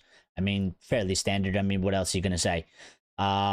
He also said, now we have to make a choice. Do we get stuck in the past? Because this season is in the past. It is over. We fight hard. We fight each other, or we stick together and move forward. He said 6 months ago, I said the storm is coming. Today, after this disaster season, I want to tell you the good days are coming. Just a strong statement. Strong statement. Like it. Like it. Let's see if it happens. Let's see if it happens. I like that sort of thing. I mean, listen, I have my criticism. I had my criticisms for Erik ten Hag as well. I had my support for Erik ten Hag. I liked it very much. And I was behind him when he made sort of a similar type of comment, different circumstances, but when he went onto the pitch at Old Trafford, the last match of the season, last season, and he said, we are going to win you that FA Cup, I believed him, and I backed him, and I was happy he said that. Many people gave him shit for it. Many people were just saying, we want you to get sacked, but I believed him for it, and I like that he made it. And Amorim is doing something similar in this sort of a kind of a last stand sort of thing. And it was similar for Ten Hag, because I mean, if he didn't win that FA Cup, he definitely probably would have got sacked. So um, you know, it is something that I like very much. So let's see if it happens, man. Let's see if it happens. I back you the opportunity to show us. You're telling us the good days are coming. I give you the opportunity to show me. I have no problem with it. I have no problem. I'm not one of these people. Prove it. Just prove. Just show us. Show us what you got. If you fail, then I'll say you fail. If you succeed, I'll be happy. Amarim says, if there is one club in the world that has proved in the past that they can overcome any situation or disaster, it is our club. It's Manchester United Football Club. Thank you very much. See you next season. And that was his little announcement to the fans inside of Old Trafford with the microphone. So, and also, I've been saying that, and I believe that, and I think that's absolutely true. This football club is built on things like this.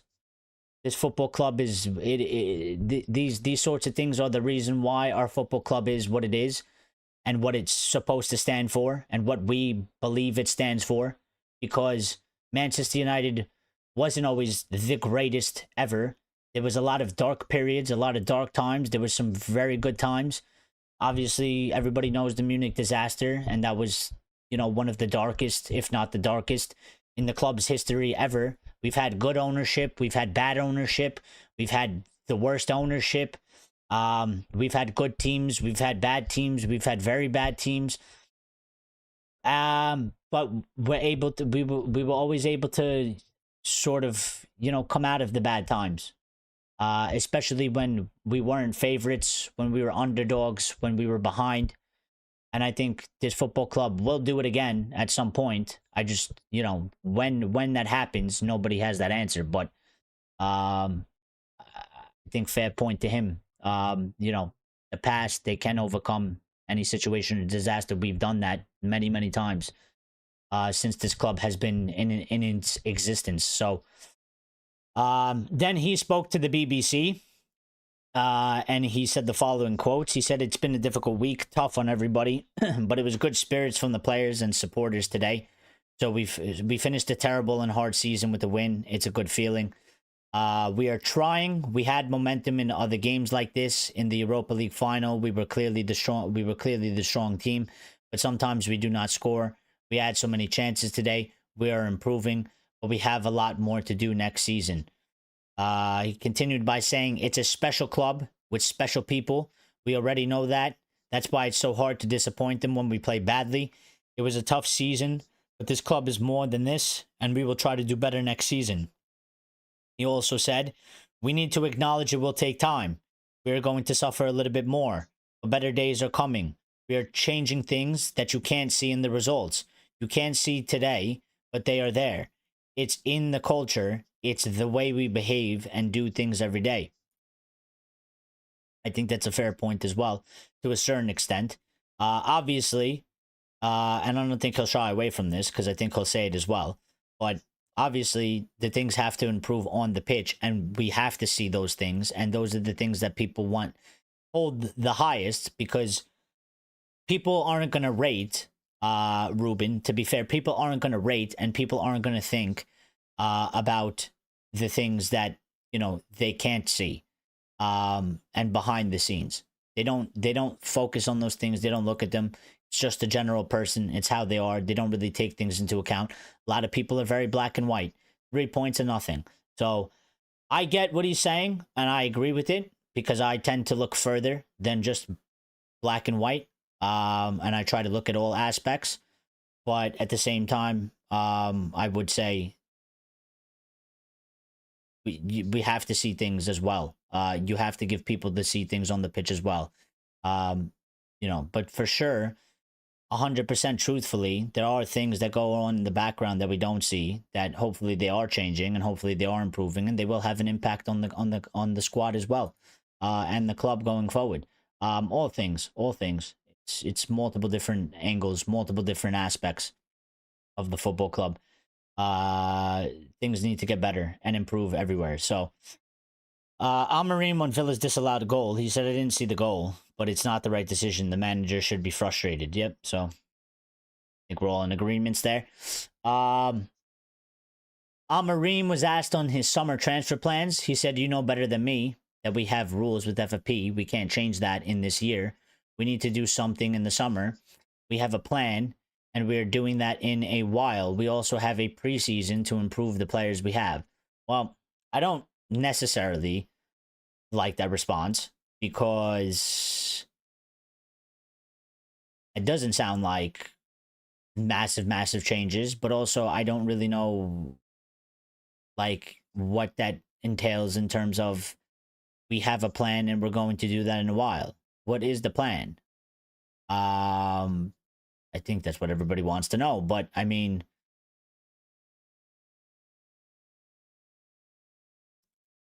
because I feel like you could read that probably 4 or 5 different ways. I mean, he says we have rules with FFP. So like when I read that, that means to me like, well, we can't just go and get and spend 400 million from our bank because one, we don't have it, but two, also because we can't afford to do that by FFP wise. And we can't change that this year, right? But when he then says we need to do something in the summer and we have a plan and we're going to do that in a while, I still, from what I understand, you can still sell a shitload of them and get a bunch of money in, and then you'll be good with FFP. So, I don't know. It'll be interesting. Bruno spoke. Bruno said, I'm just a guy living his dream at one of the best clubs in the world. Just a guy. Erickson has spoken a little bit as well. Alejandro Garnacho did not get a farewell from the stadium announcer Alan Keegan, but he made sure he got the most out of his walkout round Old Trafford and stood for a while in front of the Stretford end. Ruben Amorim has told Garnacho he can leave the club this summer. He was one of the last players to leave the pitch. I mean, that is sort of the kind of... Even though I'd say at this point, you know, he's gone, so it is what it is. There's no debate about if he should stay or not, because it's irrelevant and it's pointless. I mean, he is gone. It is sort of bittersweet because I feel like, it's one thing to be like, yeah, you don't have the right attitude, mentality, or whatever, or we don't really want you here anymore. It's one thing, but it's probably still tough for him because I mean, considering he was involved in the squad. And there's fans out there that they like him very much and they rate him and they probably wanted to give him a proper send-off. So, yeah, I mean, at least he got it in a way. He was able to go there and go on and kind of do his thing. It just wasn't, as part of the match playing squad. So, yeah,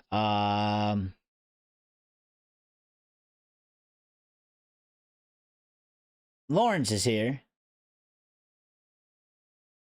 Lawrence is here. Let me go back into the chat. I'm trying to find the last spot that I was at.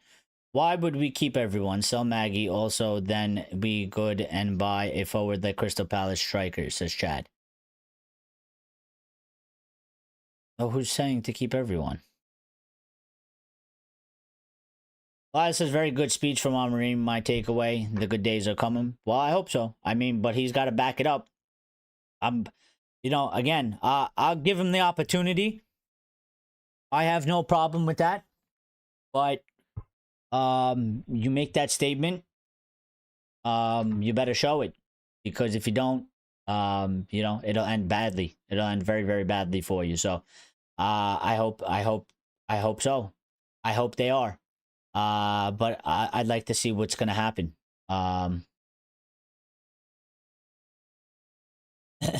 Lawrence Burry says, how are you, dude? Enjoyed the game, the ceremony, and the speeches. I mean, yeah, to a certain extent. I didn't really see the ceremony or anything because I set up the show, so I didn't really see any of that stuff or the speeches. I mean, I was just reading through them, as of literally right now. But I'm all right. I mean, United won and we got 3 points at the end of the season. I'm a bit agitated by it because they did it when it doesn't matter, and when it did matter, they didn't do it. So it doesn't really change anything for how I feel. this result or this performance. Too little, too late is kind of how I feel. Too little, too late. But to be slightly positive, I mean, it was good that they came out and at the same time they gave this sort of performance, and at least they got a win. At least they got 3 points, and at least it was sort of a response from the final, because they could have, I mean, they could have went out there and lost 3-0 to Villa at Old Trafford last day of the season, and just took a shit on top of the pile of shit, I guess. So Lucky says Glaze is out. Axe says Glaze is out. Absolutely. Absolutely. Ray says Bulls like Ferguson, time to change. Go for it. If we go lower next year, go into lower division. Again, I find it quite amazing that people actually believe that we can go. No, but I don't know how people can think that we can go lower. It's literally impossible for us to go lower. We will not go lower. We will not get relegated. It cannot happen. It literally cannot happen. It can't. Not in today's time. Back in the day, sure. Today's time is never happening. Never happening. Not at the current state. Not at the current way the Premier League is going and the way relegation and shit is. There's just no way. There's no way. Like, I know we finished very close down there, but the season was a disaster from a lot of different aspects. And I expect it to improve because there should be more stability going forward in terms of the manager being here and having been here, and getting a preseason and all that sort of stuff. I expect that to be a better aspect. But I just don't. The way relegation goes in the Premier League with the teams that come up and the same ones that go down, like, relegation is broken. So I think actually, if it wasn't for the money that we spent for having a certain level of player, the way we performed, 100% we would have got relegated. But I think, again, considering the money we have with a certain level of player, I think the teams from the bottom, and I don't think they're like, you won't be able to do worse. Like, you literally can't. So I don't see how you can do worse if you rip it. If you rip it up from here, I don't see how it goes worse. I don't see how you would go into lower division. It literally wouldn't happen. It's just not going to happen. It might happen over the next 5 years, because if you continue to get worse and worse and worse and worse to a certain point where you end up with very low talented players, you know, over a period of time, maybe eventually. But access the Discord link on the main page doesn't work anymore. It doesn't. Does it change? Why does it change? But I appreciate that, Axe, for letting me know. So I'll fix that. I'll fix that. I mean, it shouldn't change though. It should work. I don't understand why it does that. But Lawrence says, I give us 7th place next year, but I'm hopeful for more.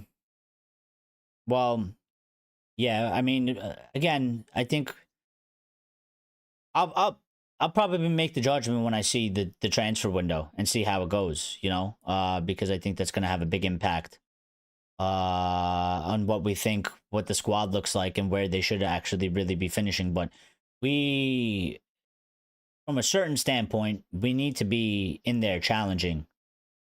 So we need to be competitive to a certain level as well throughout the season. Where we actually finish will be a different type of factor in terms of, you know, if we finish 7th and we lose, you know, maybe we're off 5th place or something by 3 points or something. I think that changes the sort of feeling and circumstances than if we finish 7th and we're, you know, 11 points away or something like that. So, you know, we gotta get there first. We gotta get there first. Solamena Inn, who I don't even know who that is. Chat says not a massive fan. I need the money and enjoy the vibe. They're talking about hockey still. Lawrence Berry says I'm British, living in Spain, like tennis and play paddle sometimes. Oh, all right. Well, that's nice. I mean, I guess being British and living in Spain, you must love it, because Spain is very nice weather compared to, you know, Britain, where it's always raining. So you're probably living the life over there, enjoying that nice that you know. You got nice scenery too, Spain. Some beautiful places over there. So, um, Lucky says Rasmus, Hoyland, Anthony, Alejandro Garnacho, Luke Shaw, new clubs, Lindelof. Napoli, please give us 53 million. Lawrence Berry says I watched half of the match. Referee errors. Rasmus probably wouldn't have beaten the last defender. Ruben favorites on the field, but Villa could easily win Europa League. Yeah, I mean that's what I'm saying. So I mean it's a little bit of like give and take and stuff like that. So the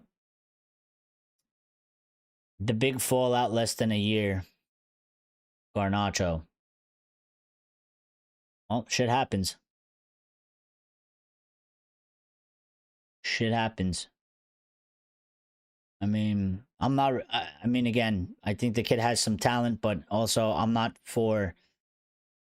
You know, I mean, maybe in today's age and time, maybe it has to be a factor, but you know, his brother, his younger brother, also has to shut the fuck up. Like, I don't need to see his brother making fucking social media posts. Because let's be fair, if it was Marcus Rashford's brother doing the same, everybody would be like, you know, shut up. Same shit. We don't need, and it's not the first time he's done it either. Like, you know, you can try and protect your brother, but actually you're doing him no favors because nobody wants to hear you. You know, you're not doing him any favors. You're making the situation worse. You should keep your mouth shut. If you want to support him, talk to him in private and shit. You don't need to be going on social media making posts as well. Nobody likes that shit. The fans don't like it. And fans aren't gonna take your corner. We see it every time. It didn't go. I mean, some fans took it Sancho's corner because they were anti Ten Hag, but like most fans, they don't want to see any types of social media shit, and they weren't very happy with Garnacho's comments either. They didn't like it. 42 points is 1.2 per game, I guess, an average to make the owners happy. No.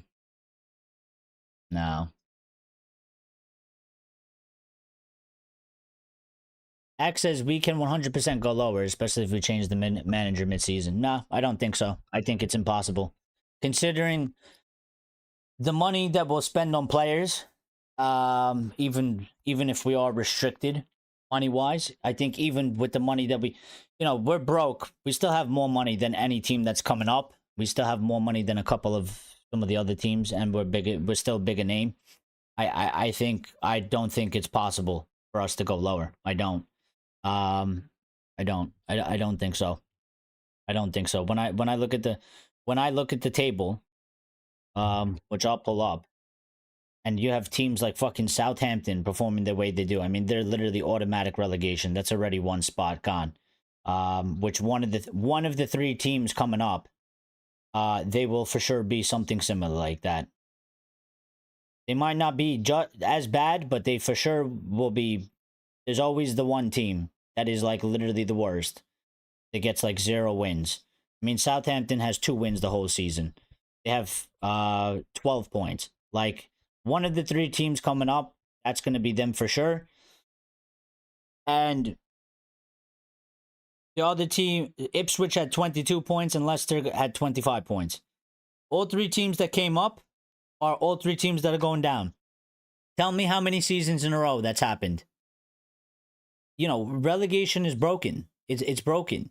Tottenham, who beat us in the Europa League final and are in the Champions League, have finished 17th. One spot above the relegation. They had 13 points more than Leicester City. 13 points more. We finished with 42. We finished with 42 points, and Leicester finished with 25. There is no way we will get relegated. No, there's no way. There is no way. Not next season. If we continue the path that we're on, and we perform the way we do for the next like 3 or 4 seasons, eventually we'll hit a point where, yeah, well then maybe we will get relegated because we won't have we won't be able to get a certain level of players. But I think the squad that we have, even if when I say they're shit, I mean they're not 25 points shit. You know, they're not 25 points in a season shit. They're not 22 points a season shit. It's not gonna happen. And I think even though we're still Manchester United. We're not, you know, Manchester United of the past, but we're still Manchester United. We still have a certain pull. We'll still be able to get certain players. We still have a certain amount of money, more than somebody like Ipswich or Southampton, for sure. So we'll be able to get a certain level of player. Does it stop a repeat of happening where you finish somewhere like 14th or 15th? I'm not saying that. I'm just saying there's no chance of relegation. No chance. I find it quite amazing that people think that that can actually happen. Relegation is literally broken.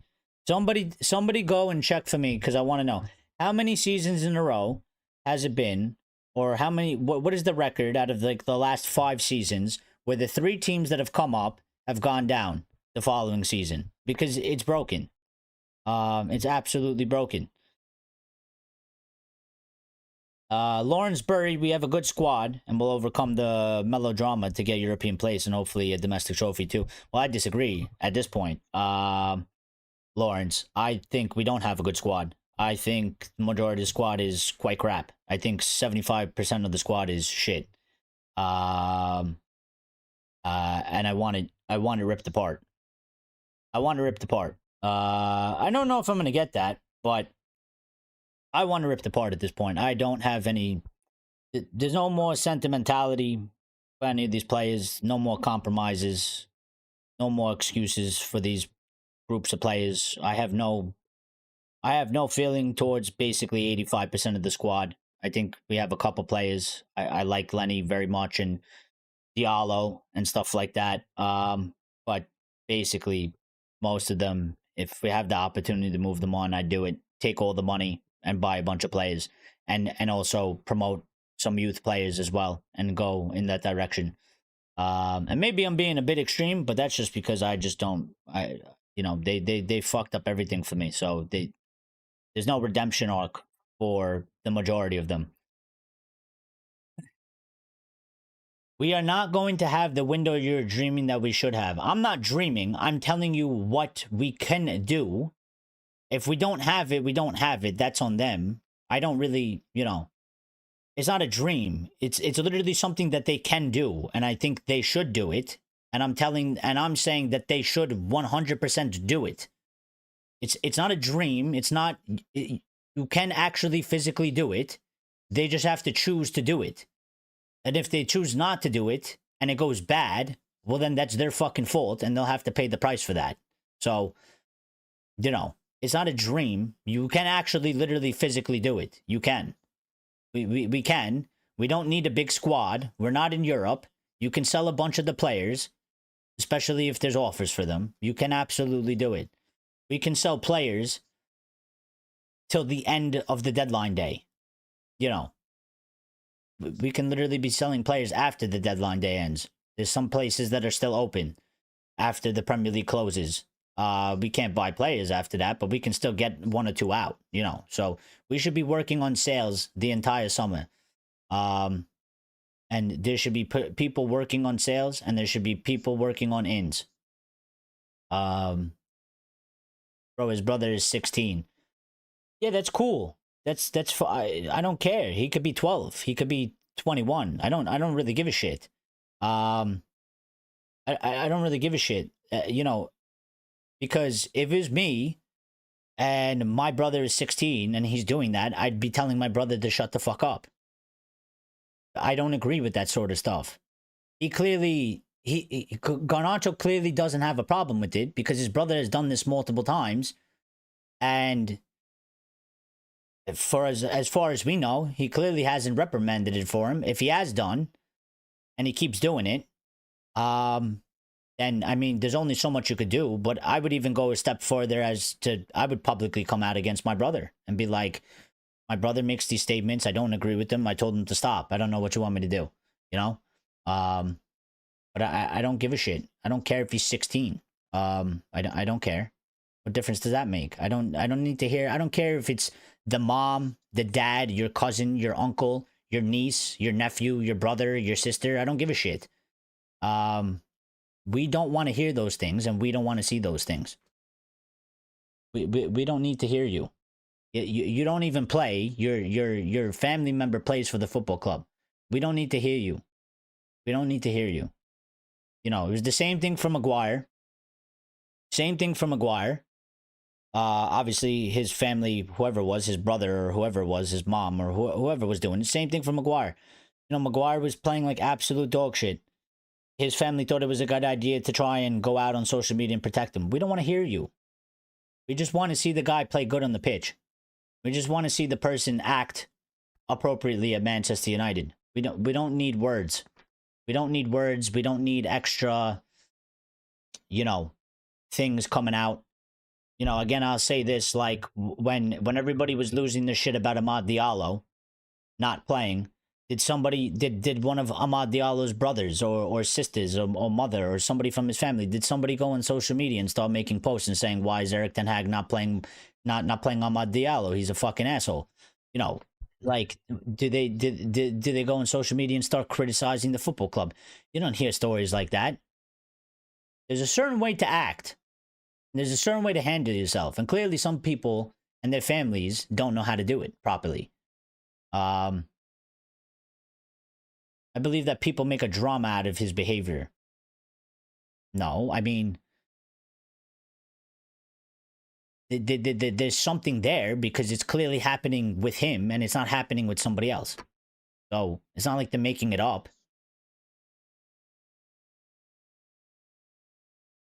Ray says the name will not carry us anymore. Man United is in the past. We have to prove it on the field.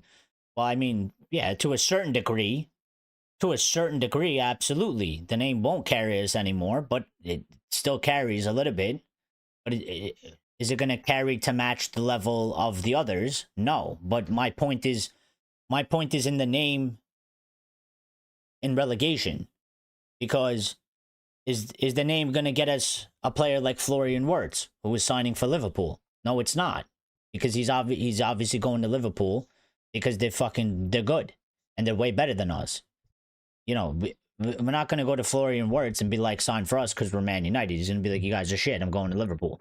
Like, that part, absolutely. I'm just talking about in relegation. Like, we're still getting Cunha. You know, because we're Man United. There's still players out there that will come to us because we're Man United that are a certain level that we will not be able to go down in relegation.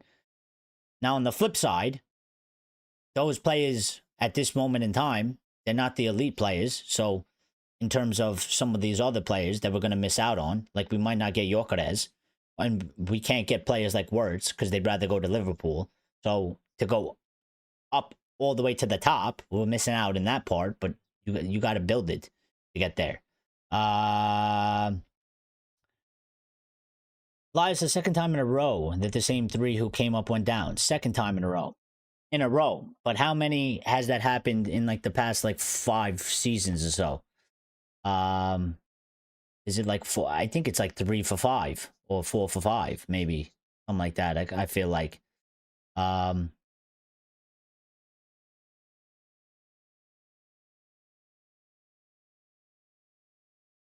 Axe says if this manager turns out good and we win UCL eventually, that would be the greatest story of supporting a manager in football's history.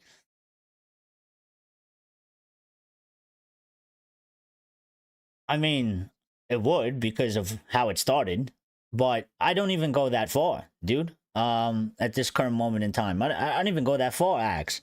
Like, I think maybe maybe he could do that. You know what I mean? Maybe he could win the Prem. Maybe he could transform it into something like that. But I wouldn't even go that far. At this point, I'm just looking at him to fucking build something that's decent, to a certain level, and then kind of go from there. I mean, obviously, the hope is for him to do it, right? I kind of see it. I kind of see it something like it could transpire something like something like Arsenal and Arteta, for example. Like, he did well to take them from where they were to what they are now. But now is coming the time where, like, at some point, he's going to have to win the Prem or the Champions League, or he's going to lose his job, because he's clearly... You can only get so many chances till you say, all right, this guy clearly can't get over the line, and clearly we're there, and we need something to push us a little bit further. So, the current situation, Axe, the way I look at it is, I would like for Amorim to take us from whatever this is and do something similar as to what Arteta did at Arsenal, where it can push us, that we're at least challenging and we're at least competent. We might not have to necessarily win. I know the club want to win by 28, but, I mean, you say that, and then you have a season like this, and you finish 16th. I see it very hard from this position at this moment in time to actually fucking do that. But, you know, if next season is better, and it's good enough where he can stay, and people agree that he should stay, and we could go into the next season and go higher than that, and we're actually somewhere within the top 4, and we're actually competitive and challenging, then we could look at it from there and be like, all right, do we have enough to make the push for this guy to actually try and go win this thing? Because I think from where we are right now, I think the job at hand for him right now is pretty much to take us and like Arteta did for Arsenal, and take them from where they were, and then they finished 8th twice. But it was that third season where they jumped from 8th, they went to 3rd. So I'm kind of looking for that right now under this manager, and then evaluate it again and be like, you know what? You know, it started shit when he came in. He did well. We've moved back up. We're somewhere sitting around maybe 5th to 6th. Maybe he can't really go higher than this. Maybe he's unable to do so. He can't really get over the line. And then maybe we get somebody else and they come in and they push and elevate from there. So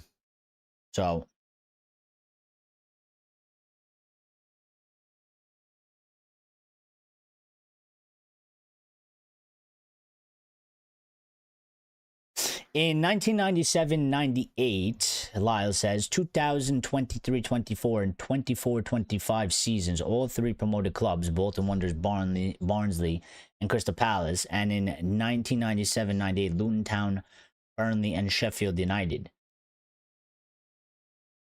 So really? So then what is it usually? 2 out of 3?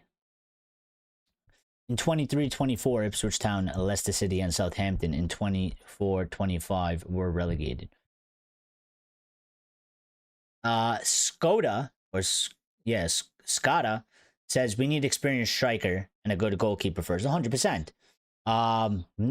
For me, again, I don't know how many times I have to make this statement, but for Ineos, I think it's a massive mistake if they don't. I 100% don't agree with Liam Delap being the main guy.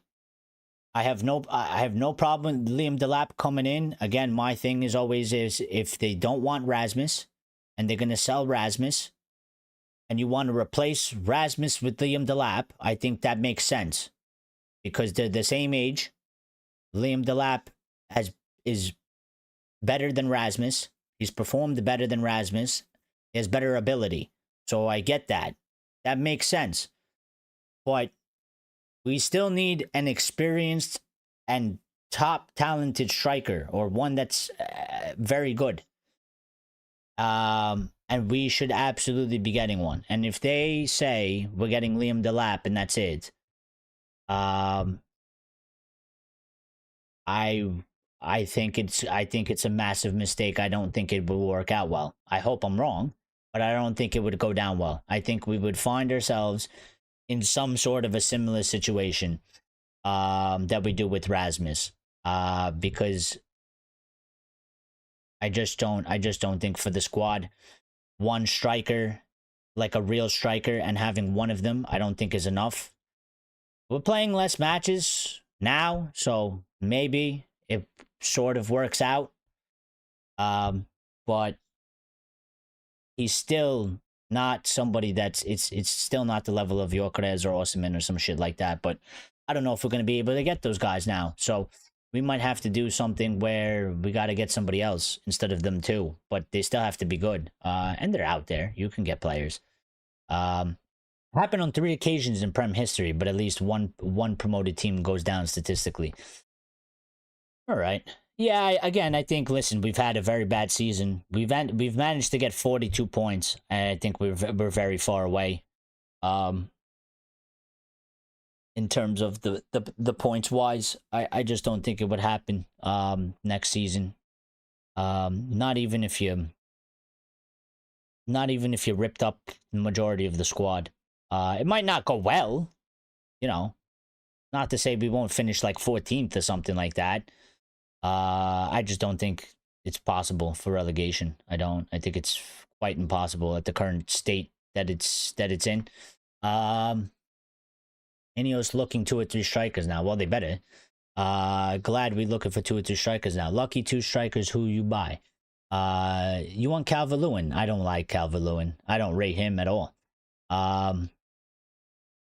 Don't rate him at all. Viandez put up a message because I think this is it for him. So, well, actually, so Biende has wrote a message where he said, you know, this season wasn't everything we hoped for, whatever, it was real. A journey shaped by challenges, growth, blah, blah, blah, blah, yada, yada, yada. He says the road back wasn't easy. I stayed focused, worked hard every day, and slowly began to find rhythm again every minute back. And on the pitch reminded me of what it took to return. Pretty much, he just said a whole bunch of stuff. He said to the coaching staff and everyone working behind the scenes, to my teammates, we'll give everything every single day, to the fans who never stop showing up, and to my family and friends for the constant love and support. Thank you. We're disappointed. We care. But better days are coming, and when they do, I'll be ready. And he ended it by saying, see you next season. Always grateful. So, well, I don't know. Make of that what you will. Is that just something that you just say to throw in there? Is he staying? Is he not going to go? I mean, he didn't have to say, see you next season. Maybe you read into that too much, and maybe it's just a standard thing to say or do, and maybe it doesn't necessarily mean anything. I mean, we've seen people kiss the badge and then go to a rival team the next season, so could be something that literally means nothing. But I find it interesting that he put out a whole message and then wrote, see you next season.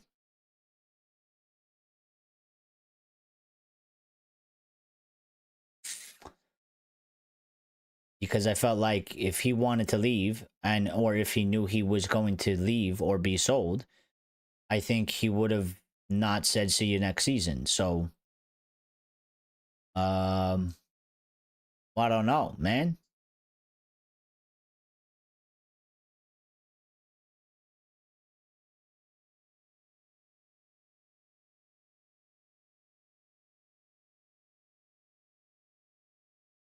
We have breaking news as well.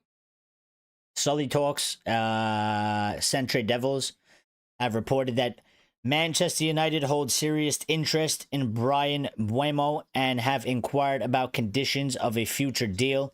Internal discussion have taken, however, nothing concrete yet. Personal terms won't be a problem. That has just been released 15 minutes ago. So here we go. The ball is rolling with the transfers. I mean, the match just ended a couple hours ago. 2 hours ago or so. And we're already going in. I think Brian Mbeumo would be a good signing.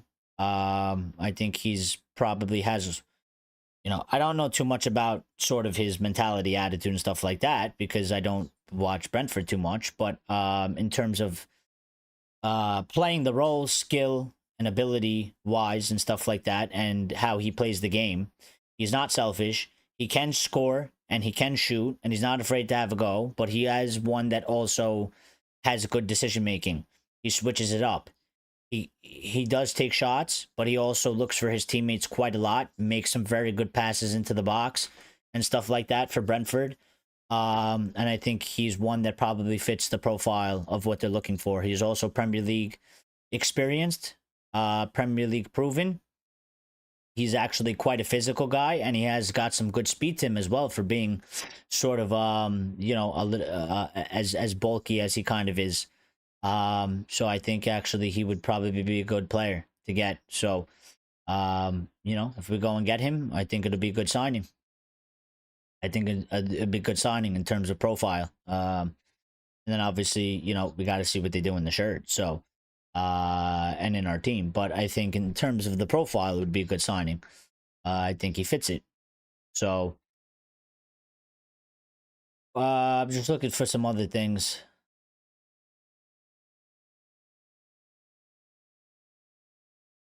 Some other post-match reaction. Yeah, 8 years, 284 appearances. Best of luck to Victor Lindelof. Yeah, 8 years, man. 8 years. Well, he's one of the guys though that he's been here for quite some time, you know. Um,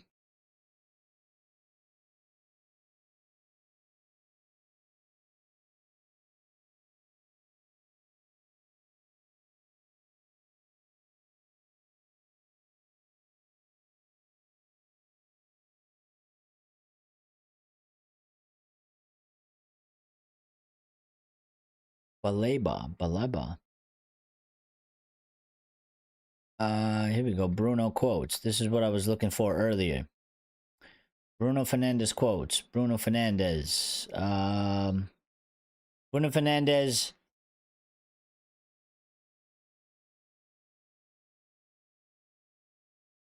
I'm glad he said this actually. So, Bruno says more than the victory. It was the performance today. The team played football with great personality and showed quality, and everything we have improved during the season. It was easy to do that today because there was no pressure and nothing at stake.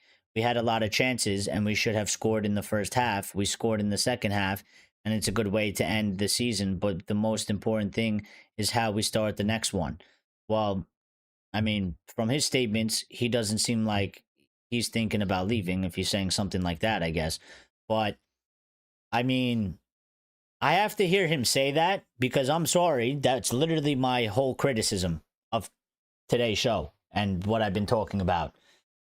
To say the line, it was easy to do that today because there was no pressure and nothing at stake. I mean, it reads very bad. It reads very, very bad because, I mean, that sounds like you're saying it in a way like you're absolutely relieved because you were like, yeah, like, you know, like yeah, of course we did it. I mean, there was no pressure and like, you know, I mean, I think I mean, if I was him and I made that statement, I would have expanded on the fact of that, you know, I would have said that's unacceptable to do that because there is no pressure. This club is about pressure and we need to perform under pressure. And if you can't, and I would literally say as a club captain, I would say if you can't perform under the pressure, you cannot be at this football club. But reading that sounds, it reads very bad. So I got to hear how he said it because, I mean, that's not, I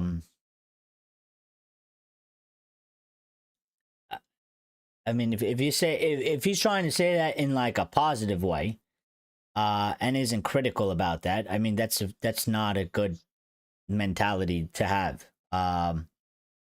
So he actually like made that statement. I think that's it reads very poorly. But well, to be fair, it's kind of continued. So Bruno Fernandes said, when there's more freedom with the absence of pressure and consequences, everything is easier. You want the ball more, players show up, and you try more things. I saw a lot of players take their chances today, whereas in the last few games, they were looking for the easy way out with back passes or whatever. I'm glad he said that. So to be fair, he's elaborated on it.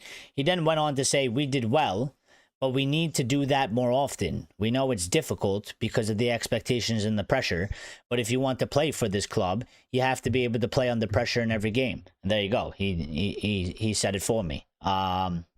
He did go on further, which is what I thought, because there's no way he fucking said that the way it read. So but he's absolutely spot on. I mean, he's absolutely spot on.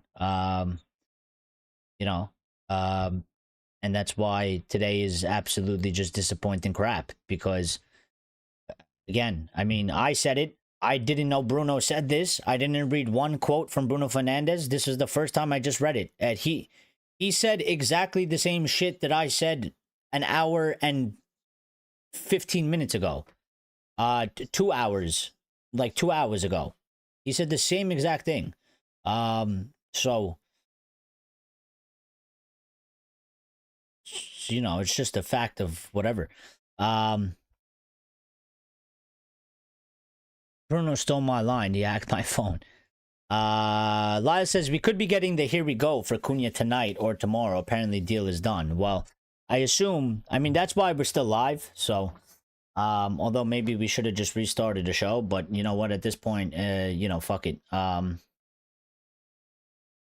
At this point, it doesn't even really matter, because you know, it is well, for me in America, obviously it says 3:36 p.m. up there, and this is around the time when news does come out. It comes out at around 3, goes to maybe about 4:30, 5 p.m. So kind of, and since the season's over, I'm kind of expecting to get more sort of things. Fabrizio Romano has just retweeted, and like just now, retweeted his own tweet from May 20th, saying that read, more on Mateus Cunha exclusive story. Man United are set to approach. Also, Wolves to proceed with £62.5 million release clause payment in installments.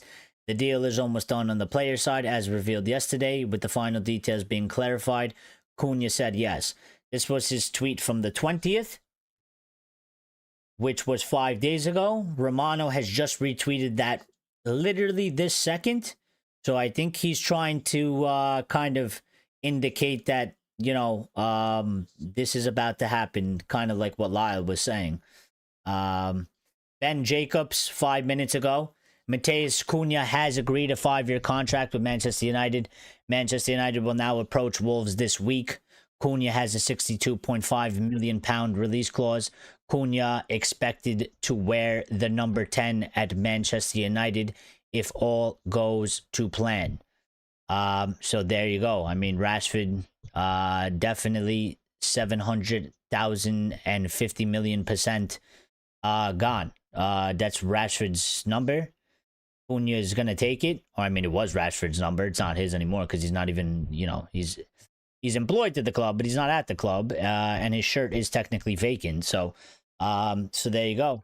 Cunha is, I mean, well, he's going to be our new 10, and he's going to definitely be the 10, because he's going to be wearing 10 as well. He's going to be the 10 playing, the 10 wearing the 10, playing the 10. So, and that was 5 minutes ago. So yeah. And I guess maybe while we wait for some more news, I want to kind of read what I wanted to read, that bookmark for you guys. So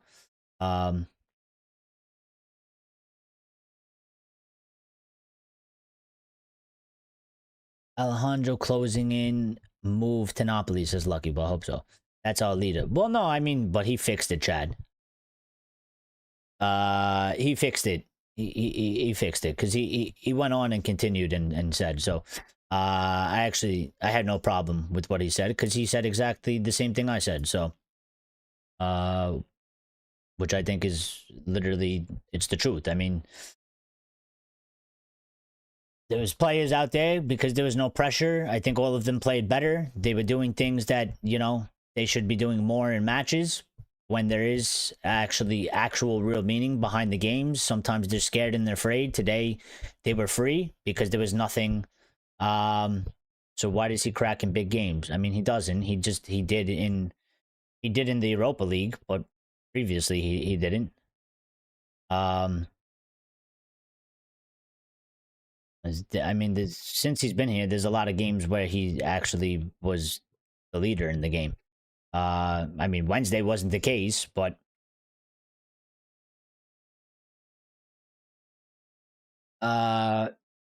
Fabrizio Romano is the alert man. Oh yeah. Yanzo says should be a slow rebuild from Amorim, similar to what Arsenal did under Arteta. When they didn't have any European football competitions.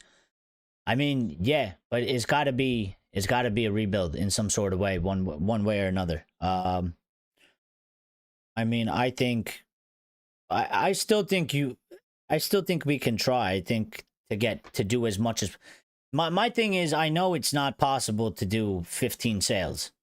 But like my whole thing is I would be like the goal is to do 15 sales so that you finish with like 7 sales or 8 sales, because you're supposed to aim high.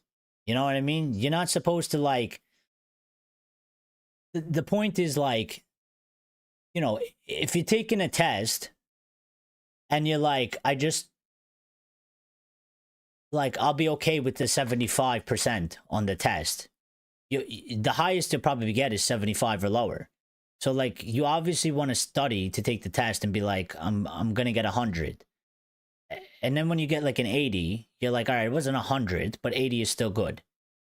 So like, I understand that you can't do this sale of 15 players in one summer. I mean, maybe you can, but I know it's very difficult. But what I'm saying is the thought should be there. The sort of the plan, the action should be there.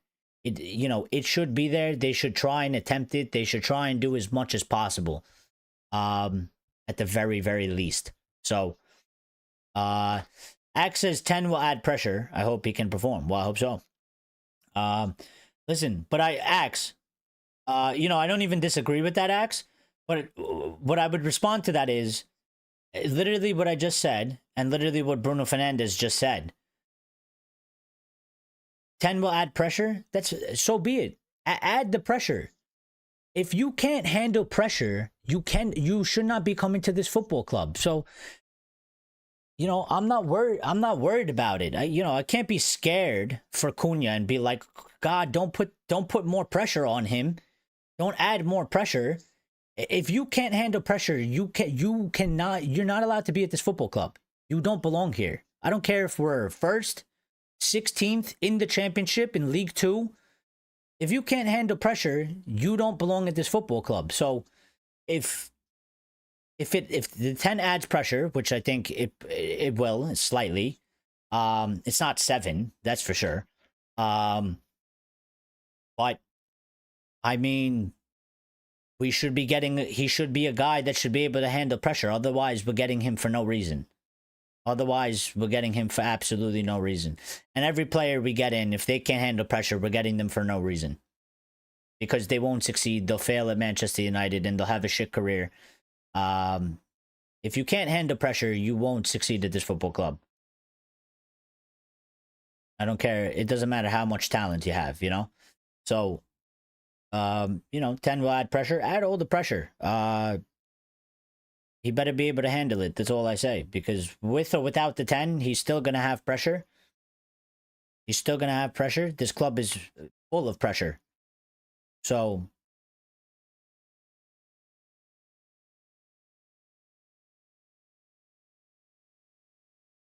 Calvert-Lewin, no.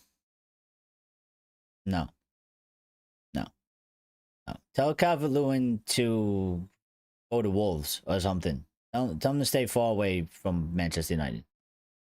Alejandro Garnacho will move away. Real Madrid, Atletico Bilbao, Napoli are interesting in the move. Lucky says breaking. Alejandro Garnacho is looking for new clubs like Real Madrid, Atletico Bilbao. Appreciate him on move.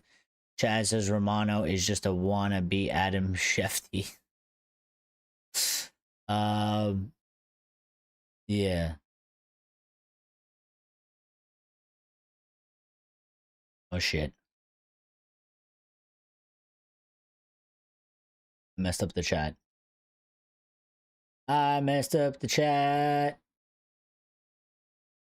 All right, so this is what I want to do. I'm gonna read this thing to you guys. I'm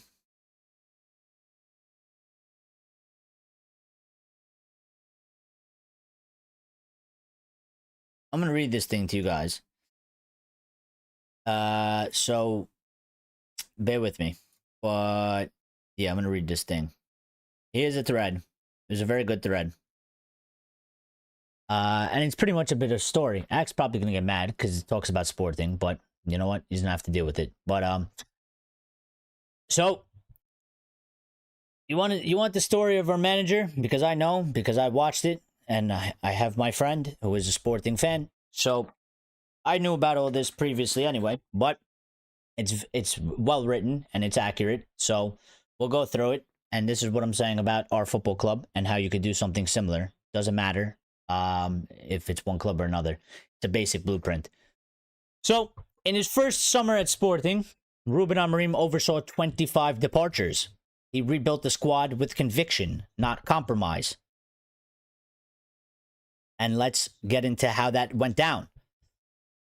When Ruben Amorim took over Sporting, the club was in chaos. 25 players were moved on. 1 year later, they were champions, 32 games unbeaten. Now, those circumstances are different because, again, the Portuguese league ain't as competitive as the English Premier League, but some things still apply to certain aspects. When Amorim walked through the door in Sporting in 2020, they weren't just underperforming. There was a club traumatization. 2 years prior, ultras had stormed the training ground and assaulted players and staff. It triggered a exodus with several key players tearing up their contracts, which is almost kind of what we need. Now, obviously, we don't need violence. We don't need people going in and beating up the players, but it would help if some of the players just, teared up their own contracts. Some of them, at least. Anyway, that summer, Amorim faced the same question he faces now, which I think is 100% accurate. How do you rebuild something broken without first tearing it down? At Sporting, the answer was ruthless. 25 players out, no sentiment, no compromise. Because when the foundations are rotten, renovation isn't enough. Absolutely facts.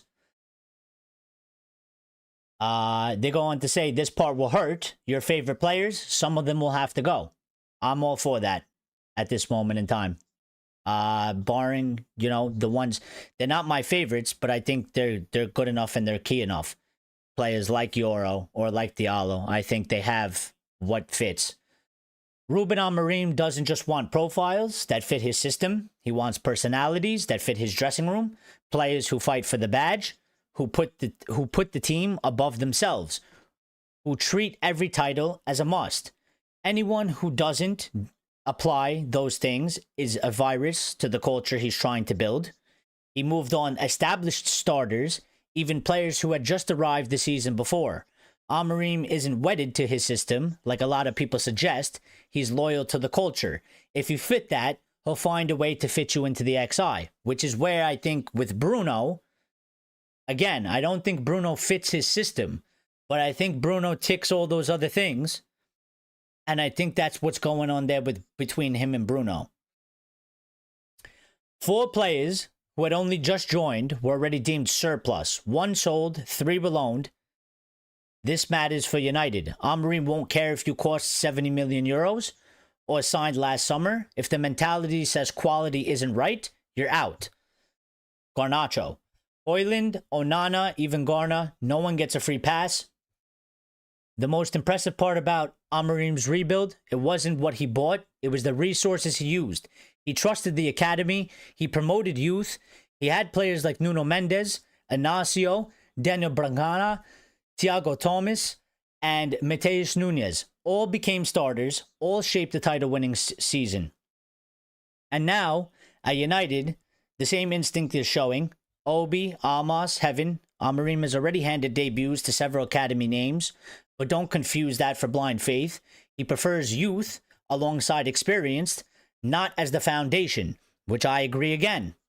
The youth cannot be the foundation. It shouldn't be the foundation. They need a foundation to play in. They continue on. One supports the other. That's how they grow. Amorim said it himself. We have to be brave in the summer. And he's right. You can't be afraid of mistakes. You can't be afraid to let go of players who might thrive elsewhere. That's part of a real rebuild. United must face the current reality. No European football, no leadership core, no winner's mentality, the worst season in modern history. This isn't a group you build around. It's a group you build from the ashes of. I 1010% agree with this. This isn't a group you build around. We must destroy this. This is what I want. I don't know if the club will do it, but I think this is the way to go. You can't make exceptions for sentiment. Not for Højlund, not for Onana, not even for breakout names like Garnacho or Menu. At this level, potential doesn't buy you trophies. Only mentality and quality does. The only touchables right now, Euro, maybe Bruno for now. I kind of disagree with that a little bit, but I do agree. Mentality, quality. But I think Menu fits in there. I do. Sources indicate Amorim will have around 100 million to spend this summer. We don't know if that's true or not, by the way, but we'll see. And that's before outgoings. We still have Alvaro to Real Madrid. That's supposed to happen. That's money there. Rashford, supposed to get money there, of course. Sancho, Anthony on the way out. Get money there. We still have players like Garnacho, Xerxes, and Rasmus, and maybe Binder, and maybe Onana now as well. They go on to say, and I think it's more of the point and not really the player, but reading names like Meno or Garnacho will sting. And for other people, it might be Bruno or it might be, somebody else. But it's the point. Sacrifices will have to be made, no matter the manager. United are no longer in a position to protect everybody. If the goal is titles, nothing should be off the table. If United are brave enough to make the right sacrifices, I believe... and this is in this guy's opinion, they will then get names like Gyökeres, Buemo, Cunha, even Maston Tawano, a tier 1 talent, are still realistic. They're also smart. There are also smart loan deals, free transfers, and academy that they can do. The rebuild won't rely slowly on the checkbook. And then they continued on into talking about the results or the lack of results, which I didn't even make it down this far, but I'll do it anyway. A lot of Amorim's Premier League losses follow the familiar script. United controls the game. They press well. They create chances, but they don't score. And the opponent doesn't. And the opponent does, often from their first big chance.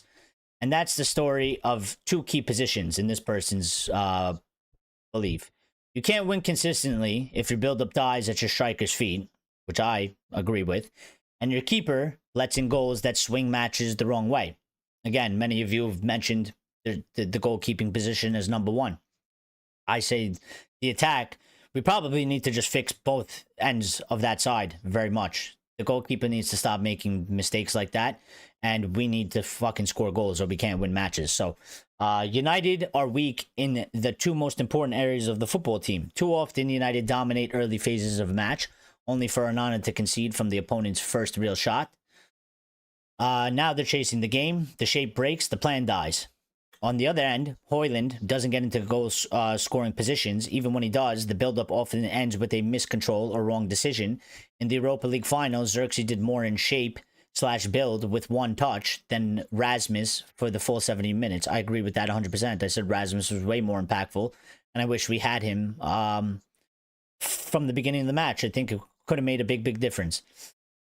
They continue on to say, and the solution is and the solution isn't even about world-class names, which is, I've been saying this for fucking a year now. It's about functionality. A striker who makes the right runs, holds the ball, finishes at a decent clip. A keeper who saves the shots they're supposed to. That alone would have turned United's season on its head.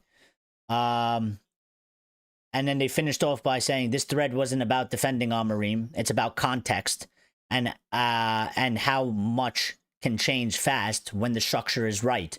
From shambles to contenders isn't a fantasy. It's what Amorim already did once at a club in worse shape and less resources than Manchester United. A stormy season often hides a coming calm. There is vision behind the chaos. There is a coach who's done this before. And there is still a summer ahead with power to reshape everything. If United are brave enough to walk the hard road, there's a light at the end of it. And they also added, I also want to add something important. Just like United, Sporting had an incompetent board. Pedro Federico Fernandez was widely hated. 5 managers in 18 months. Ruben was the 6th.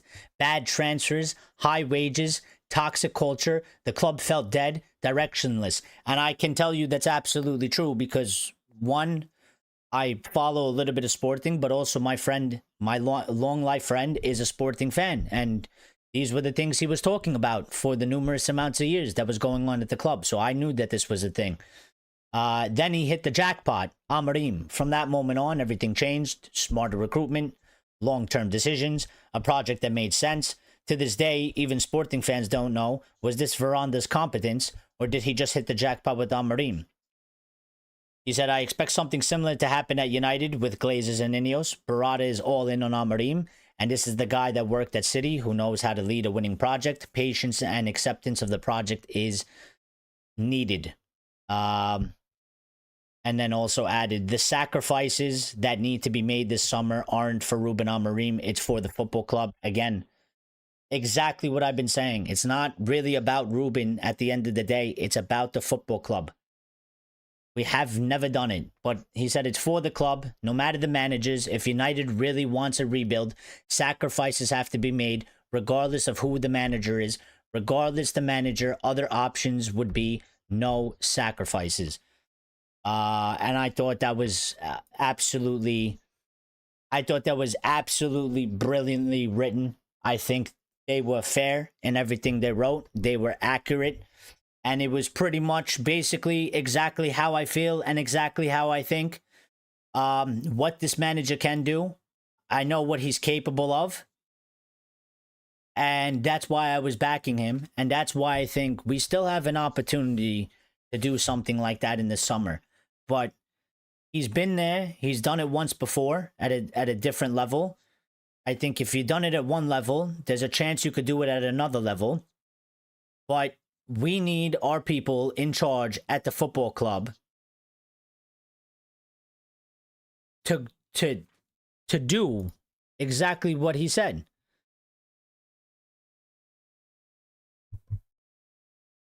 To do exactly that. You know?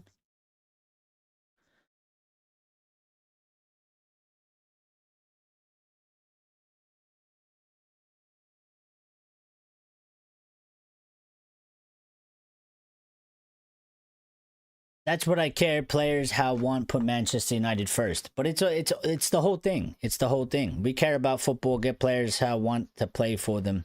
But I mean, pretty much that whole project, that whole thread is literally that's exactly what it is. I see the similarities. I know there's differences to a certain level, but absolutely there's similarities.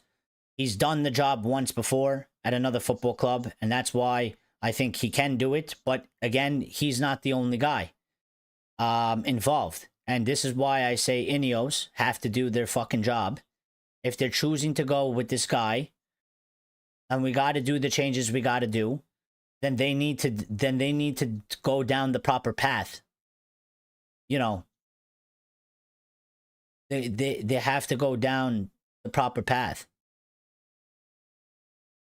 Smarter recruitment, longer term decisions.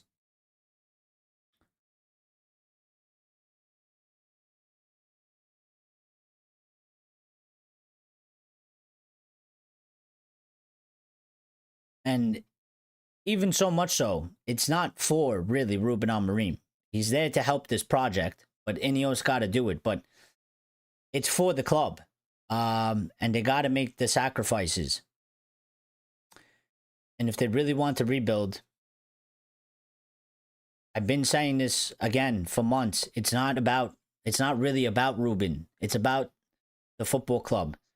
Ruben could be successful, but Ruben ain't gonna be here. It's forever.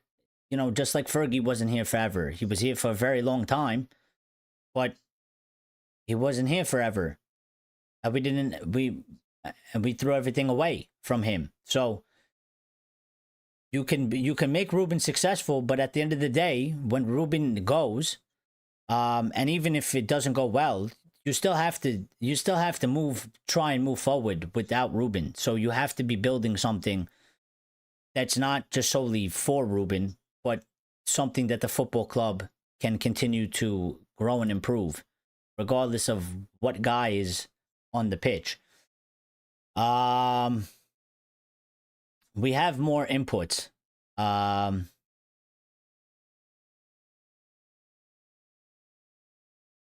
Lucky says Ineos and Wilcox do it.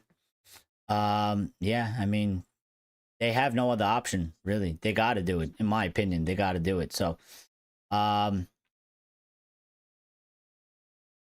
we got more breaking news. More breaking live news, though. So, here you go. This is why I went through that thread, because I knew more news was coming. So, oh shit, my Knicks are playing tonight. I forgot they were playing tonight. Anyway, it's not till later, but so here I'm gonna get you all the latest. Literally, we're getting all sorts of updates. Literally, bunch of breaking news. A lot of breaking news.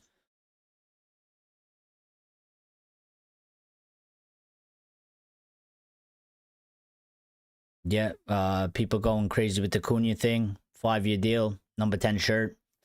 Ben Jacobs, new number 10. Mateus Cunha. So this will probably happen. It's not gonna happen. It's probably not. It won't happen today, but they could announce it tomorrow. Realistically, although I think he did say that United have to approach Wolves this week to finalize the transfer. So, I mean, it's Sunday, so I mean they could do it tomorrow. We'll see, but there's more news. There's more news. Ahmad has said thanks to all United fans for the support. No matter what happens, see you next season. Yep, we'll see you next season, Ahmad. Go have a good little break. Laurie Whitwell coming out with some news saying the idea is that player profiles looked at can translate across systems rather than be solely suited for Ruben Amorim's 3-4-2-1. United's squad is viewed as lacking the necessary athleticism to compete in the Premier League. I mean, it's nice when they put things out like this because I feel quite vindicated. I don't sit here to say I told you so, but it just, at least it makes me feel like I'm not thinking the sky is orange when it's blue. Like, it's quite clear we don't have, and I would go further than that. They say necessary athleticism. I mean, if you want to break down athleticism, speed, strength, and I would go and I would say football IQ, and then I would go even further and say mentality and attitude. We clearly don't. We cannot compete in the Premier League. Cannot compete in the Premier League. And again, the player profiles looked at can translate across systems, which is what I'm saying the club needs to do. You can get players that fit for Ruben, that play well for Ruben, but at the end of the day, regardless of whatever manager is here and whatever system they play, they need to have certain characteristics that go across multiple systems rather than solely suited for Ruben's Amorim 3-4-2-1 formation. 110%. This is how you're supposed to build an actual football club. Because just like Klopp had his team, right? But because the people at Liverpool are actually smart at their job and they're actually good at their job and they actually do a proper fucking job as building a football club, right? Everybody said Liverpool are done without Klopp. They went, they grabbed somebody that plays actually in a similar style to Klopp, but because of the players that they've bought and developed, but mainly, bought first and then developed, during Klopp's time, they transitioned to slot and it was easy because they're good players and it's not about just Klopp's system. They're good enough to play multiple different systems. They have the right attitudes. They have good mentalities and stuff like that. This is the point I'm trying to make. It don't matter if this guy is the manager or not. We still don't have a team. We still don't have players that can play for managers. They still won't succeed. We need to get more players that can do this sort of stuff. Fabrizio, quoting his own tweet from May 19, talking about United are closing in on Mateus Cunha deal. He has now given us the emojis of eye emoji, Brazil, and the sand time thing, the hourglass. So, he's like, he's doing like a tease, man. He's teasing us. So probably, I wouldn't be surprised if tomorrow they come and say, Cunha, here we go. Could be in 2 hours from now, but I would expect it to happen tomorrow. Laurie Whitwell saying Ruben Amorim flew to Monaco on Friday to attend United's executive committee meeting on an exceptional basis. He then returned to Manchester United to announce to his squad on Saturday that he would be staying. Laurie Whitwell also saying there have been murmurings of discontent regarding Manchester United's end-of-season tour of Malaysia and Hong Kong. Well, no shit. I mean, it's for money. It's ridiculous. I know we need money, but like, we're pimping out the team. Nobody who else is doing this? Nobody else is doing this shit. But we just finished the worst Premier League season ever. Nobody wants to see the team continue to play. We want players to be sold and players to come in before we even start that. And United hopping on a plane literally tonight to go to fucking Malaysia and Hong Kong to go play 2 matches, and nobody even wants them to do it. I mean, maybe the fans that are going to the game in Malaysia and Hong Kong, maybe them, but nobody else. I mean, I'm not going to watch those games. I'm not watching them. I could care less at this point. I mean, the season's over. I don't want to think about them playing anymore. I want to get to the summer transfer window. I want to fucking do deals and sell players and get players in, and then my focus will shift back to matches that actually mean something and to a new season. So,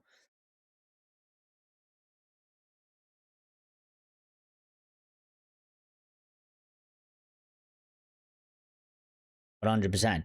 Laurie Whitwell also saying, according to people familiar with the matter, Al Hilal are prepared to pay $80 million for Bruno Fernandes. Another 20, please. Another 20. Another 20. Another 20. You want him? Another 20. I'd actually ask for another 40 first, but no. 100 million is the minimum. I want 100 million. What else do we got?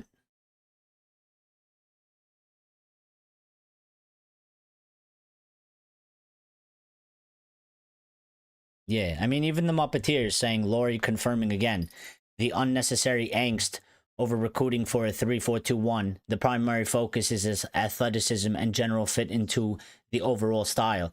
That's literally what I've been saying for fucking ever. That's literally what I've been saying forever. I mean, like, I don't need to be, I don't have to look at statistics and shit like that. I don't need any of that stuff. It's just quite clear. Like, this team is not good enough. That's why I don't look at the manager that much, because you can literally go get any manager. This squad is put together very shit. They cannot compete in the Premier League. They don't have athleticism. They weren't good in a 4-2-3-1. They can't play a 3-4-2-1. They can't play a 4-3-3. They can't play a 5-2-3. They literally can't play anything because they're the shit. So until you fix that, Why does it matter what manager we have and what system they play? Because it ain't gonna do anything.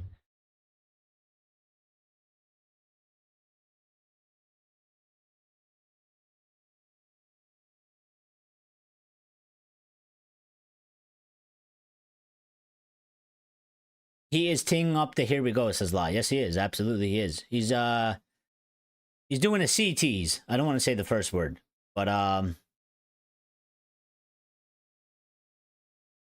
losses are approaching 40 million pounds per quarter. Yep, once again, absolutely, Lawrence. Fourth year in a row that we're losing. I forgot how much money over the course of a year. 4 years in a row reported losses. Absolutely horrible. Lucky says, Eric, that tour is so stupid right now. Absolutely. I understand that we need money, but I disagree with it wholly, 100%. There's no way I would support it. There's zero way. Who are we actually playing over there? I can't even tell you. I don't know. Bruno Fernandes, 124 million we want. Ruben is not even manager, but coach. I mean, yeah, technically, yes, you're right. It's not manager, it's head coach. You know. I'm with the manager, don't care about systems, players, need adjust. No, but the thing is, like, no, yeah, like we just need to build a team again. Like, I don't know how I've been trying to say this. Like, it's not about this guy. It's not about Ruben Amorim, bro. It's literally not. It's the fact that we don't have a play. We don't have a squad that's put together. So any manager that you go there and you give them this team, they could do variationally different based on how they play, but you still have to buy and sell because they ain't good enough. You're not going to train this group of players to finish first. It's literally impossible. They're still going to get beat by a lot of the teams because they're not physical, they're not fast enough, they can't pass the ball good enough. They're just not good enough. They're not good enough. There's also another, that's what I'm saying. Like, it doesn't have to necessarily be like, oh, this player plays in a 3-4-2-1. No, we should be getting players that can play for Amorim, that have a general fit into the overall style. But if Amorim gets sacked, or if Amorim takes us, 3 years down the line, and then we get somebody else in, and maybe we're in a good position, we should still be able to use these players. There should be life for the players after the manager goes. Because if there isn't, Ineos are doing the same thing that Richard Arnold and Ed Woodward did, where they bought players specifically for Jose, and they did other fuck-ups where they ignored him, they refused to sell certain players, whatever, that he wanted to sell. That's all extra. But they bought players specifically for Jose, they bought players specifically for Ten Hag, they bought players specifically for Solskjaer, and then when those managers get sacked, they're useless. That needs to end. That will help us out massively going forward if we stop doing that. Yeah, the Athletic are reporting Al Hilal's offer to Bruno Fernandes is for 4 years on 21 million a year net. That's him getting paid 21 million a year. The Saudi Arabian side are prepared to pay Manchester United 80 million. Again, more. I mean, it's 80 million pounds. I want 100. I'm greedy. I am absolutely greedy.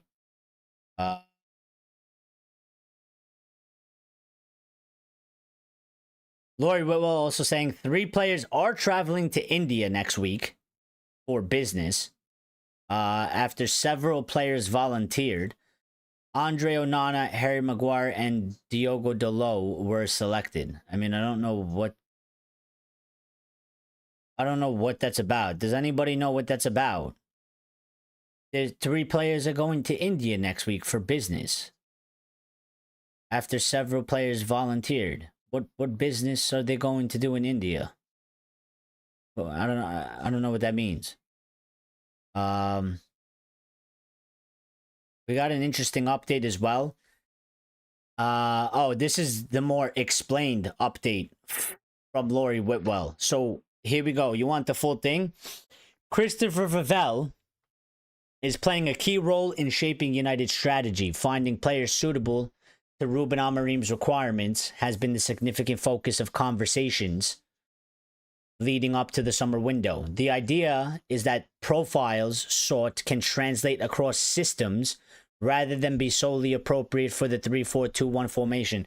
Dude, I pray that this is real and this is true. Because if it is, it's a huge factor.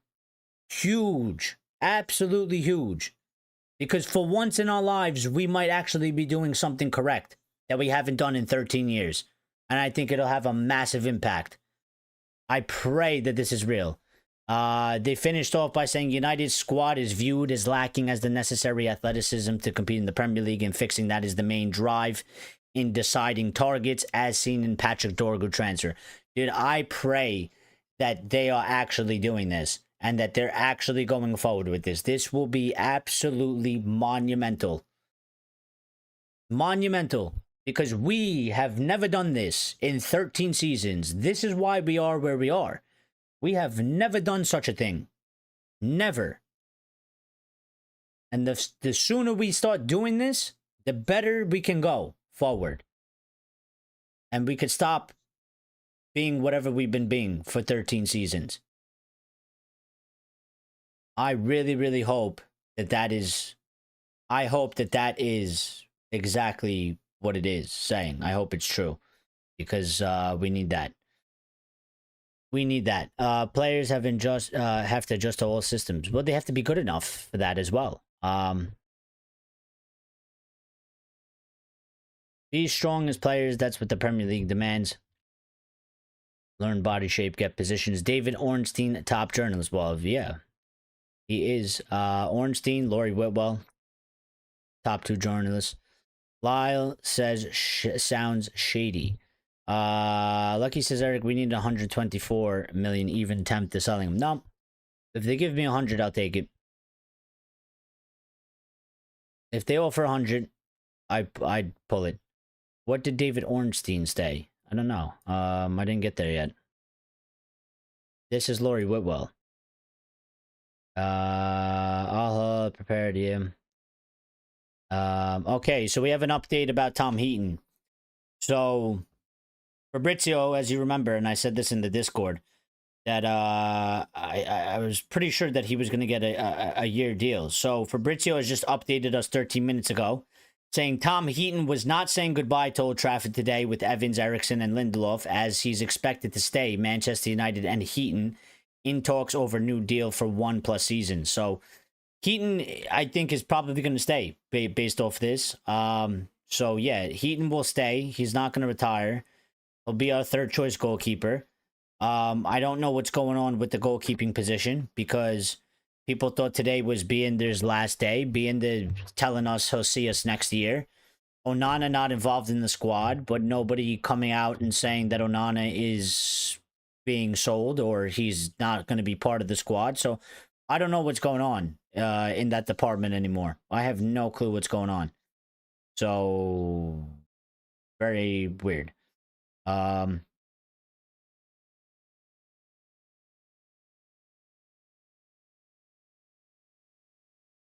You know, and again, you know, Ruben, somebody just reposting that, because 6 months ago, in my first 3 games in charge, I had 2 victories and 1 draw. So he didn't even have a loss yet. He said to you, I said to you, the storm is coming. Today, after this disaster season, I want to tell you the good days are coming.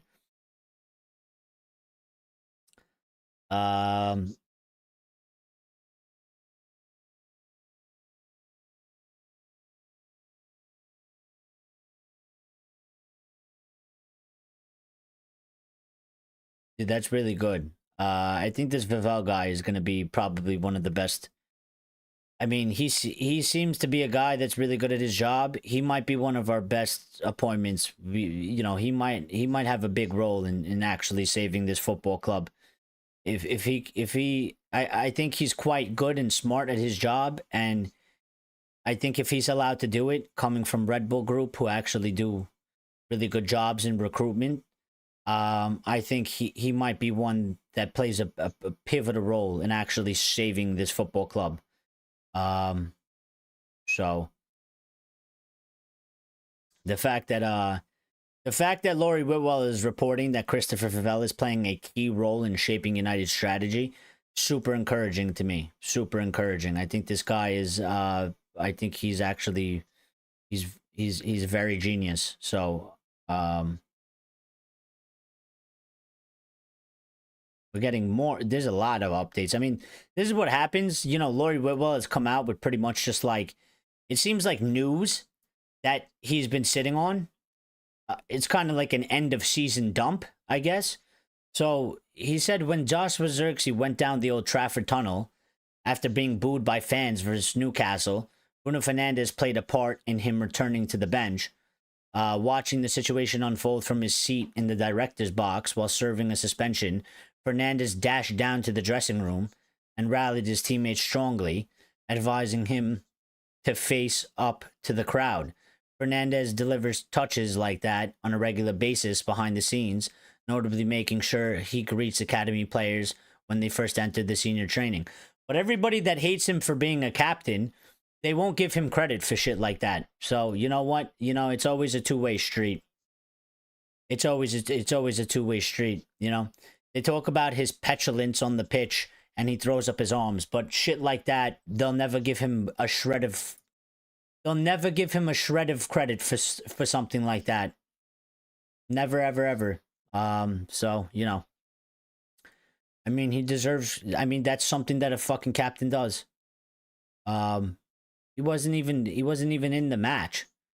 He wasn't even, you know, he wasn't even involved in any way. He was literally serving suspension, went out of his way. Could have just sat there if he wanted to. He didn't have to do that.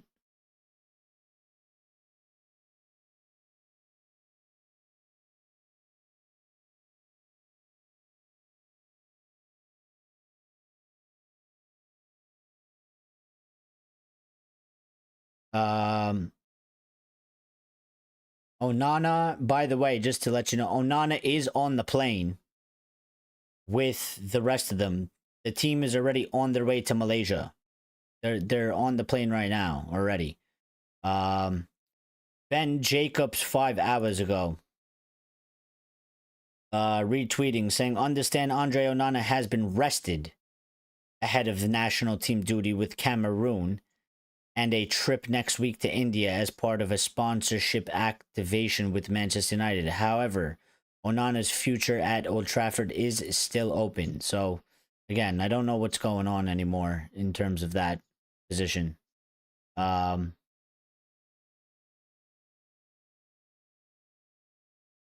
Yeah, I would say, yeah, Bruno Fernandes, 100 million. Yes, 80 million. Piss off. I want the full 100.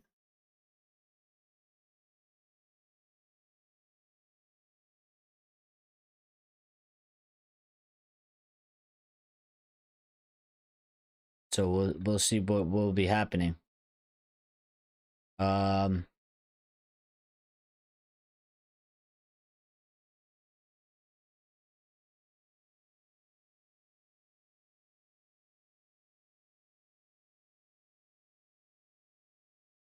what happened? Bruno is the man that will never get the hate. Well, you know, it happens.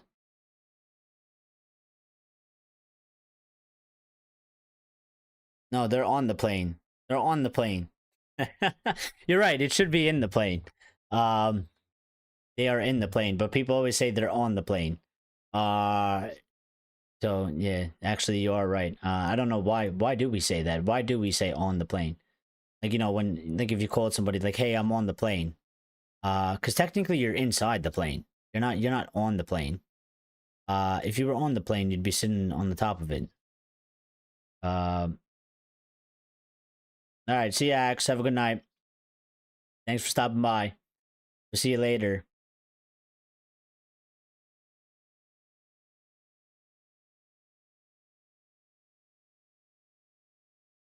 Yeah, it's toasty tummy time. He still never answered my question. I wanted to know if he branded his toasties. I was interested in doing so. So, yeah. I gotta check what I'm looking for here. Let me see what time my Knicks are playing. 8 o'clock. All right. So yeah.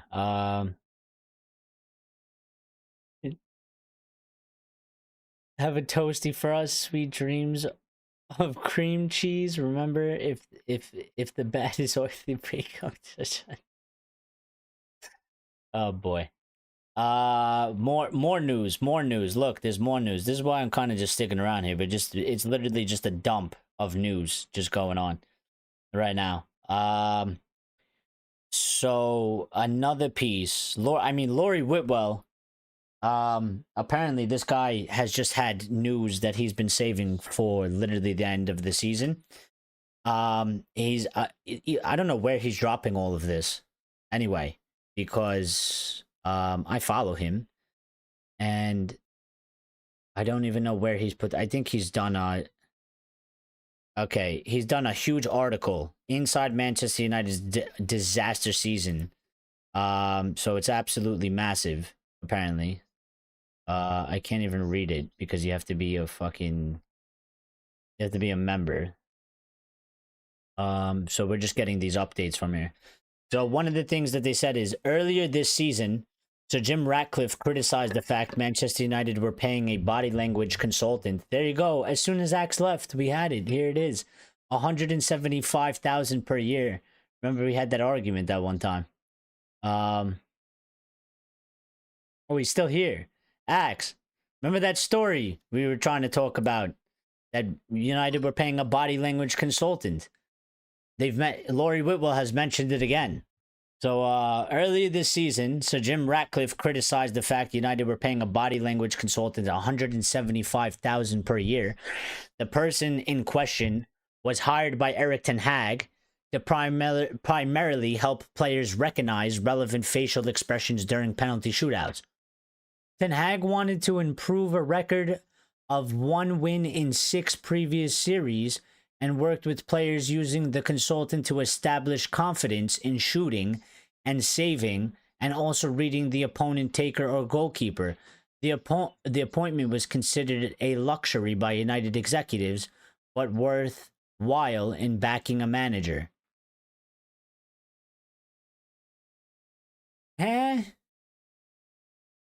So, wait, how was he allowed to hire them though?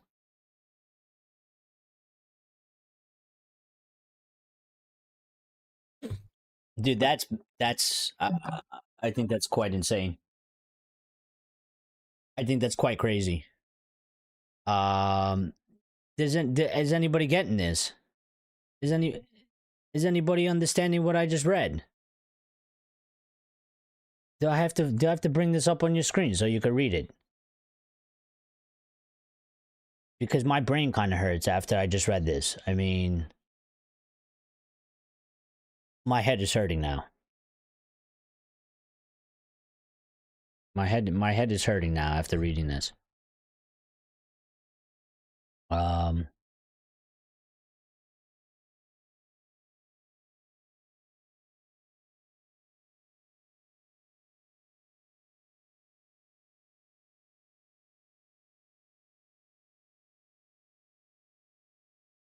What is the image?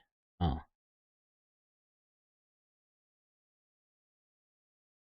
Do you see this? Lori Whitwell has put out a massive article. Has put out a massive United dump about the entire season, and this is one of the things that he just put out right now, 2 seconds ago, about the body language consultant, saying that the person in question was hired by Erik ten Hag to primarily help players recognize relevant facial expressions during penalty shootouts. Ten Hag wanted to improve a record of 1 win in 6 previous series and worked with players using the consultant to establish confidence in shooting and saving, and also reading the opponent, taker, or goalkeeper.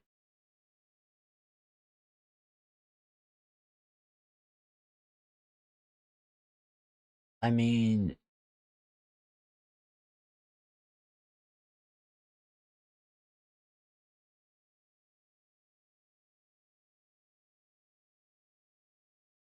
I find that preposterous. I don't. I mean, what? I mean, what were we doing? Body language consultant.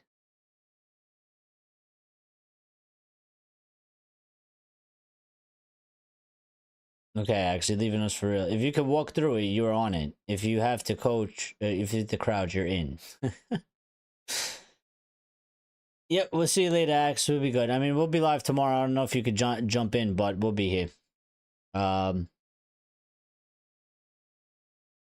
So yeah, I mean that's crazy. There's probably more updates as well. So, um, there is a lot more updates. A one-on-one meeting in which Ruben Amorim thanked Casemiro for his professionalism, strengthened their bond. Yeah. Several players believe that Ruben Amorim is an excellent leader. Lori Whitwell.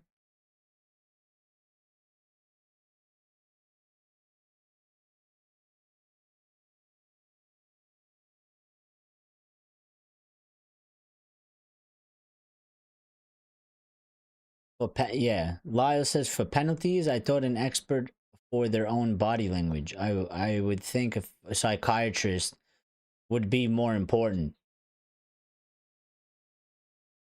Yeah, I mean, this is what they told us that it was for penalties. Um,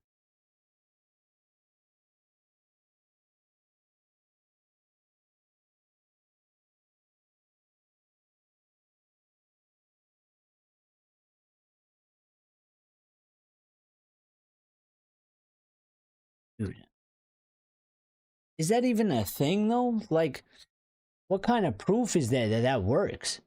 So we hired a body language consultant to help players facial expressions on the goalkeepers and then the players shooting the ball against us for penalty shootouts because that was going to somehow make a difference in stopping or scoring penalties.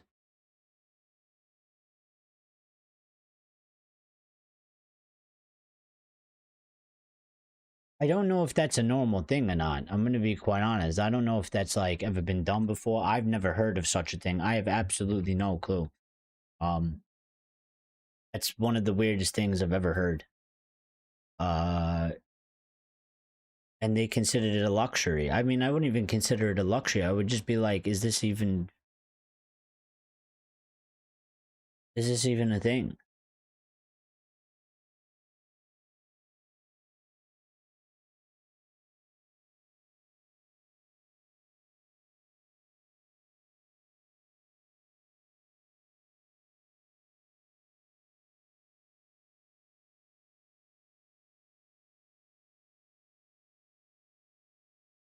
My beloved Springboks books of a psychologist that works on all levels of the team, even in the medical stuff. Hence why we have 4 World Cups and went back to back.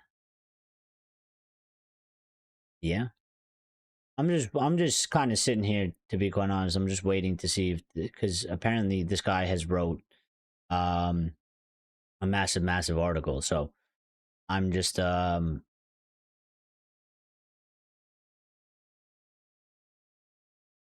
sitting here to make sure that I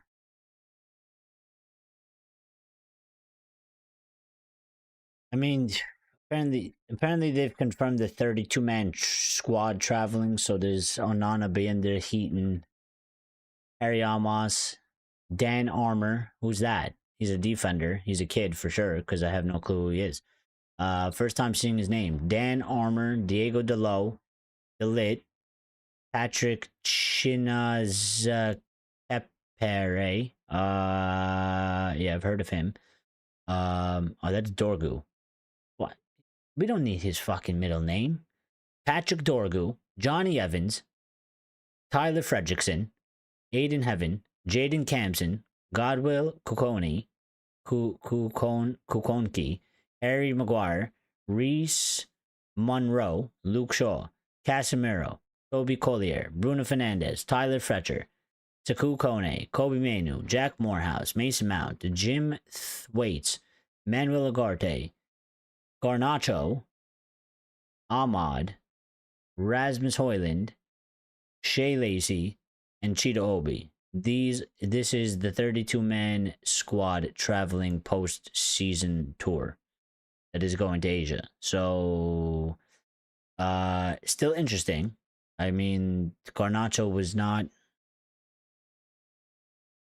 I mean, Ruben did tell the truth that he said that he's not in the squad today, but he is going to come with us. So, I find that interesting. I find it a bit strange that he was dropped from the squad completely, probably because of the interview that he made. He was dropped from the squad, so it was probably the repercussion of that. I think they weren't happy about what he said after the Europa League final. Maybe they didn't even give him permission to do so. So it's probably why he wasn't involved at the very least in any form, not even on the bench, because I think he has to face repercussions for what he did.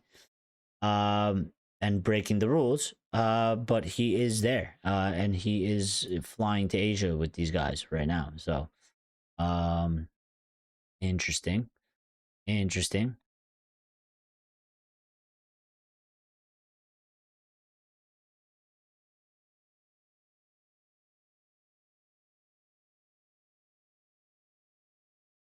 Racist, stop putting blame on Eric Ten Hag.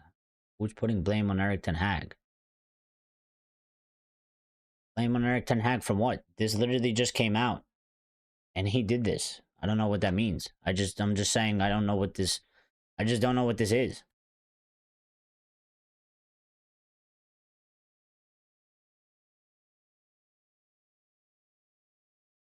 I don't know what this is.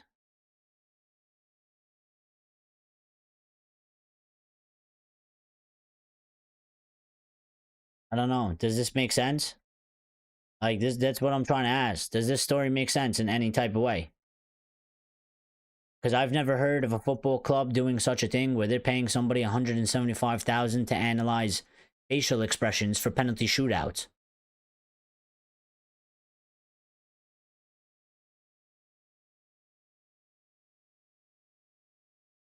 Just shows you how bad the club was running, because obviously Sir Jim and these people, they weren't the ones that implemented this shit.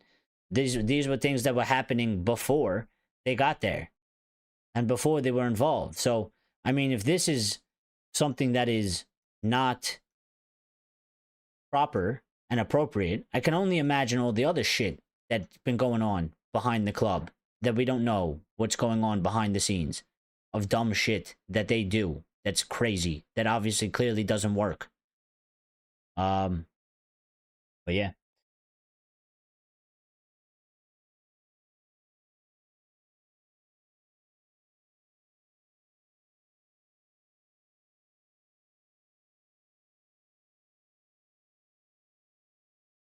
Are you reading the leaving list, Eric? No, I'm reading the 32-man squad that's going to Asia, Malaysia, and Hong Kong.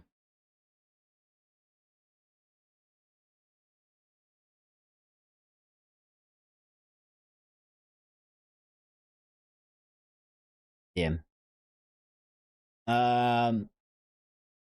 Let's see. That's pretty much it.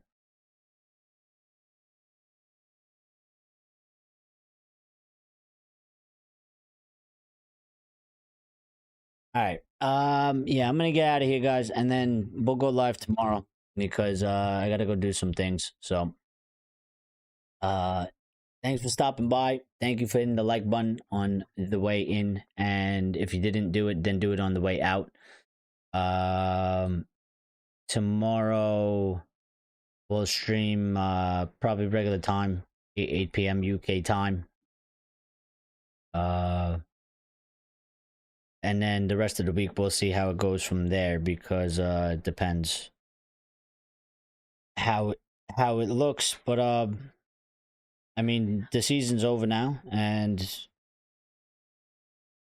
um, what's for dinner? I don't know what's for dinner. I have no clue. I gotta figure that out. So I don't know what I'm eating. Um,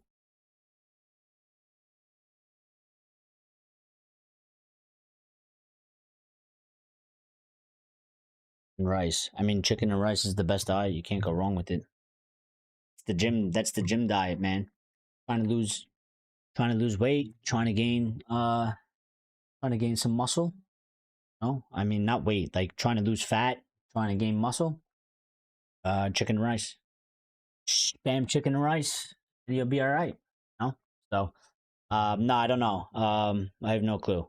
I ate a pretty big breakfast though. If you want to know what I ate, I'll tell you. I ate I had potatoes, steak, and eggs. Um, so that was pretty filling. I'm actually still kind of full, and I've been drinking some water, so I'm not that hungry. It's 4 o'clock. Well, it's 4:41, and I'll probably eat. I don't know, the next 2 hours or something like that. But let us help you figure it out. What? Made fun of you for what? And peas. Nah, who likes peas? I don't like peas. I'm not a fan of peas. Damn, that was a heavy breakfast. But yeah, because it was kind of like a brunch, you know? It wasn't really like breakfast. It was like I ate it while I was watching the match. So it was like, 10 o'clock, 10:30 or so. Um, but it's a typical gym diet anyway, or workout diet. You'll find many like recipes and stuff like that where it's like you know they usually eat some type of, I mean, when I say steak, like I gotta put this, like, you're probably thinking like I had like a whole steak like this. It was like probably 3 ounces of steak cut into like bite-sized pieces, and then some potatoes. So it was like quarter of the plate, and then the eggs. uh nah, just like regular potatoes, like cubed potatoes. It was heavy, right? It was brunch, so brunch, but still. No, I mean it's good. It's filling. It gives you energy. They usually recommend it. A lot of diets. If you look up diets or recipes or whatever, the standard one, especially on like Instagram or whatever, you see a lot of people, they'll have potatoes, eggs, and steak. And that's considered apparently good and healthy. So those tenderized steaks with those tenderized steaks, the thin ones. Yeah, it was like because we had two steaks. We cooked them yesterday. I ate that for dinner, and then I ate like a majority of that. So I had like a little bit left over, and I cut them into pieces. I cut them into small little bite-sized pieces. Um, I prefer it that way. I think that it cooks better. So because I don't have a proper cooker for at home to cook steak the way you're supposed to cook steak the proper way, so that it doesn't the inside cooks properly, but the outside doesn't get like too burned, or doesn't, you don't cook it too much. So I found out that if you if you cut the steak into cubes before you cook it, and then you season it, and then you cook it for 2 minutes, it comes out perfect. For a stovetop. So dude, on a toast, lol. Dude, I would put that.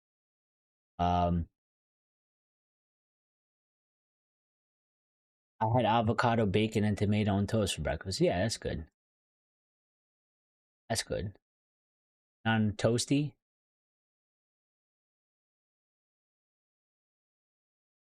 With a touch of mayo, yeah. Yeah, that's good. That's good stuff. Good stuff. But no, but for real, I need to go. So um we will stream tomorrow for sure. Maybe we'll get a, because actually tomorrow I'm not even working. It's Memorial Day. So we're off. And then we gotta go back to work. Ray says 5 eggs, 1 avocado, and 5 strips of bacon. I mean, yeah, you could do that too. Um, you could do that too. Uh, Although you got to watch the cholesterol on that. Um, but other than that, yeah, it's pretty good. Lila said had a fried egg sandwich for breakfast, then chicken curry for super. You, super. You mom was in the kitchen today. I mean, the one thing that I haven't eaten in quite a while, which I hate, is I used to get bacon, egg, and cheese, on a roll, salt, pepper, ketchup. But I'm trying to stay away from all the bread. And pasta and stuff because I know that when I go to Malta and I go on vacation, I'm gonna have to fucking eat that stuff. Um, well, I don't necessarily have to eat it, but I'm definitely gonna eat it at least once. So I'm kind of trying to just save that for later. I don't. It's way easier for me not to eat that now than it is over there because over there, um, I'm usually just out and about and I'm usually not home, so there's no way that I'm gonna be cooking food really. At any chance, it's easier for me to just be out and get something to eat, and there's not always too many. I mean, like I could have a salad, but like, how many days am I going to eat a salad? I ain't going to do it every day. So yeah, I'd rather just save it for then when I go. um Lucky Sing breakfast. What did you have for second breakfast? Yeah, one breakfast.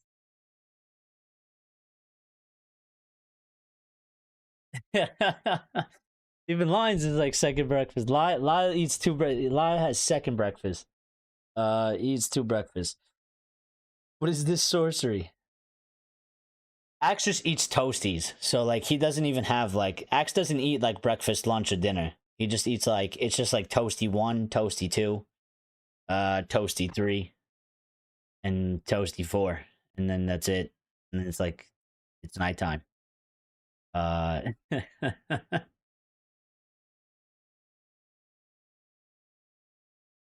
he just eats like supper, dinner. I had ham and cheese toasty. I might have to make those one of those days, but not today. But no, but for real, I'm gonna get out of here. I gotta go. I'll speak to you guys later in the Discord. If you guys are around or whatever. Thank you for stopping by. Thank you for smashing the like button and all that stuff. We'll catch you tomorrow on the next one. I'm sure there's gonna be probably a bunch of news now. There's probably even more that's still coming out because it seems like Laurie Whitwell wrote a 7-page article about Manchester United. So, but maybe we get Cunha. Here we go. And some other stuff to follow that as well. So that might be quite good um, to do as well. So we'll see.